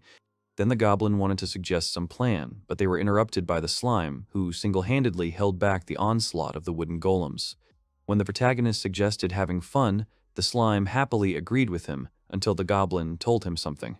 The strangeness of the new movements could not go unnoticed by Jiraiya, and while she was wondering what her enemies were planning, the protagonist activated chaos magic. Directing it with a huge blade, he used the Ash Greatsword technique, dealing a huge blow to the area, hitting hundreds of opponents. After the attack, the girl noticed that not only the main character, but also the goblin and the wooden soldier were moving in her direction, which surprised her greatly, because Taraka was the weakest of the 3.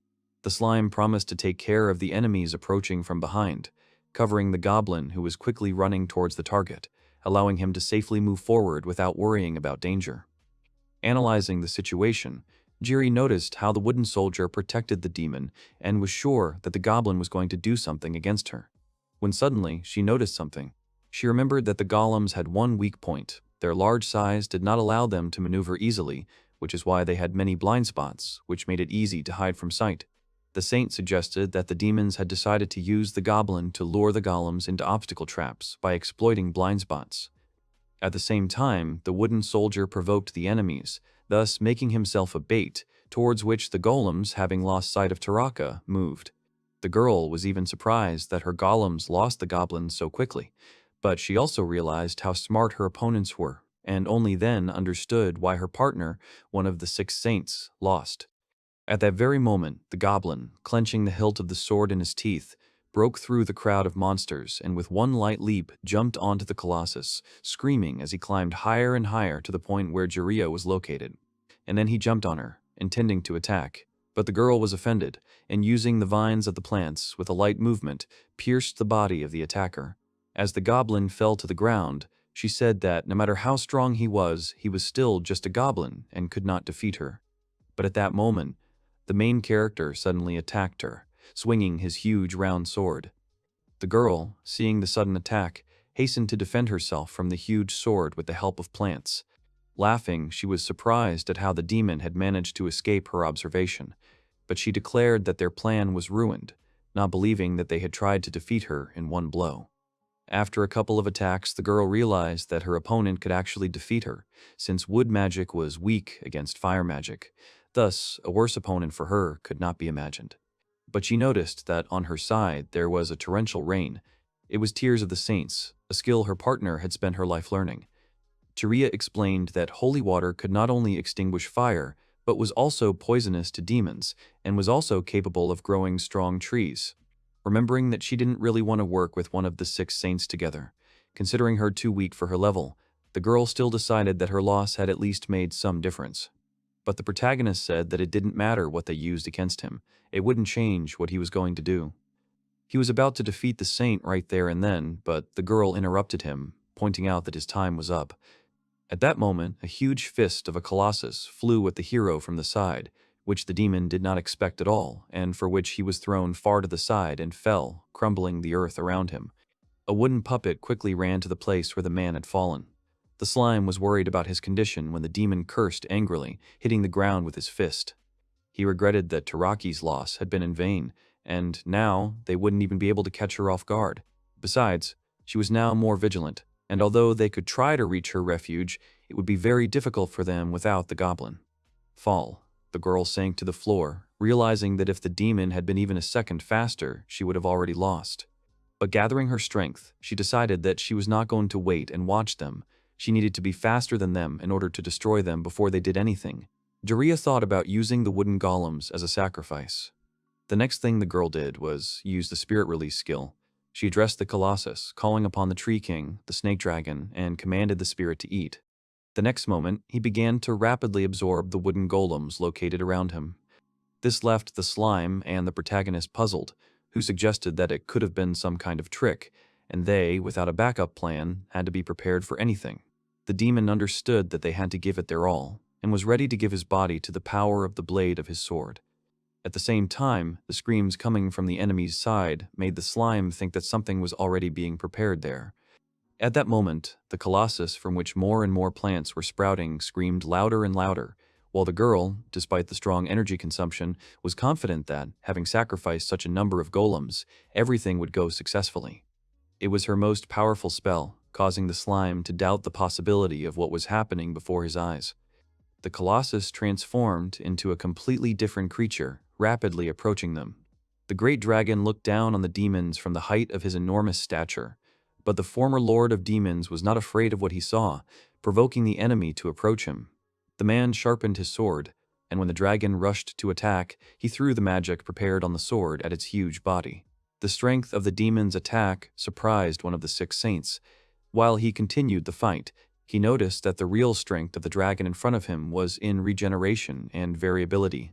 The monster's outer shell was stronger than steel, and no matter how much it was destroyed, the dragon could recover, and was even able to regrow lost limbs, and the more it was destroyed, the stronger it became. Even as he ate more and more creatures, all of his abilities became stronger, so the number of golems he had eaten exceeded 10,000, and he now possessed all of the qualities that any dragon would have in full. Addressing the main character and the slime puppet standing nearby, Chiriya noted that now, in this place, even the bravest heroes did not want to deal with the dragon. But the saint was not going to lose her vigilance, and ordered the dragon to crush her opponents. The ensuing attack hit the protagonist, knocking him out of his sword and pinning him motionless to the ground. The slime immediately rushed to his aid, wanting to save its comrade, but his sword strike not only had no effect, but also broke the weapon, leaving the wooden puppet in despair from the strength of the dragon's body. Cursing at the situation, the slime tried to kick the dragon's paw off his partner's body, but after a few attacks, his leg was damaged. Lamenting how fragile his body was, the slime suggested that the hero transform into a smaller form, to which he replied that he had already tried to do so for some time, but could not reverse the transformation due to some kind of limiter. Slime desperately tried to save his comrade with his fists, not wanting him to lose. He went through all sorts of options, but could not even call anyone for help. Turning to the former demon lord, the slime reminded him that he had already used the return to life and that his soul would not survive a second reincarnation. The demon did not want to let his partner leave this world, because even if he didn't care, he was still needed by the rest of the inhabitants of the settlement, and he beat his fists on the dragon, hoping for a miracle. After some time, the slime, like the saint who was watching the fight, realized that this was the end. But when Jiraiya decided to look at the enemy's body, she discovered that there was no one under the dragon's paw. The main character and his partner had disappeared. Slime recognized the teleportation magic, but did not understand who performed it.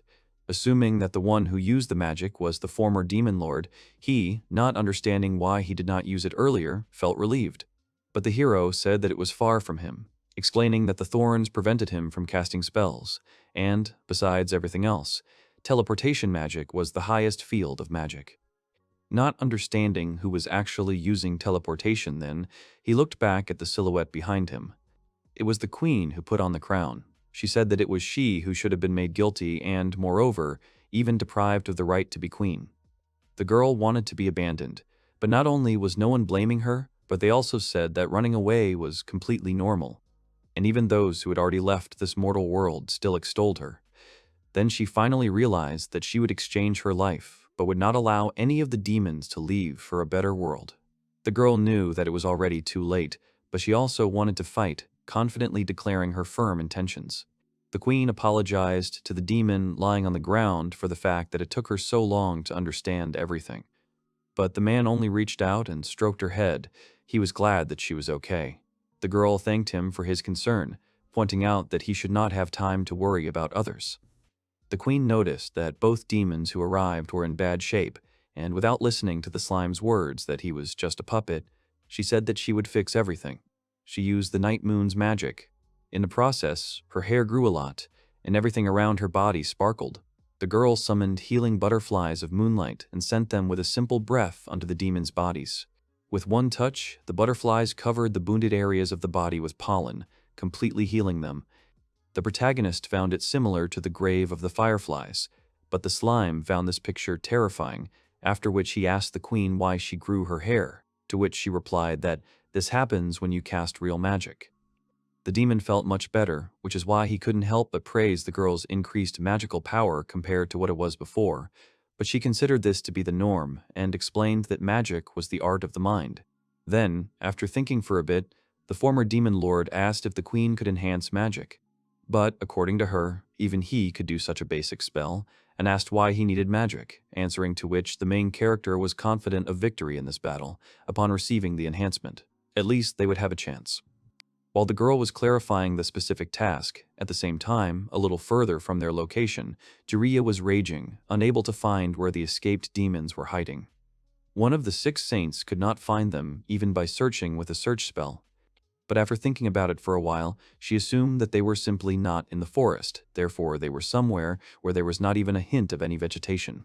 Jiraiya remembered that the scorched earth was near the castle, or even in the castle itself, which led her to think about the possible existence of a wizard, whom they hid in advance for the escape, so that he would teleport them to himself. The very thought of it infuriated the girl, but she also wondered if there were any more people left in the castle, and decided to go there just in case, when something caught her attention. A blinding beam of light burst forth from the center of the castle, which represented a huge amount of unusual magical power, and the saint could only guess what would happen next. Then she noticed the silhouette of a man on the wall of the settlement, but looking a little closer, she recognized the figures of 2 demons who had previously escaped defeat at the clutches of the dragon. At this moment, the queen was worried about the condition of the main character, because he could simply be torn apart from the amount of magic that she poured into him. But the demon asked her not to worry about it, because it was his problem, and he asked the girl not to bother her head with such things and just provide him with the necessary magic. Despite everything else, the queen still doubted, because from that amount of high-level magic, one could even simply go blind. Any other demon in his place would have already reached any conceivable limit, but not him. At least, that's what it seemed to her, which made her admire how incredible the man standing in front of her was. But suddenly, the main character praised the queen, saying that she was amazing, because she managed to raise him from the brink of death to a state in which he was many times stronger than before in a very short period of time. The demon praised her healing skills, calling the girl the queen of healing, but the girl brushed it off, because for her, it was just a trifle. But the slime interrupted their conversation, because it had been too little time since their meeting for them to start flirting. In another case, he suggested that the former demon lord was considering the queen as a potential bride. While the girl was embarrassed to the point that her face turned red, the demon said with regret that he had no reproductive organs, but in the opinion of the slime, all this was unimportant. These conversations led the queen into even greater embarrassment.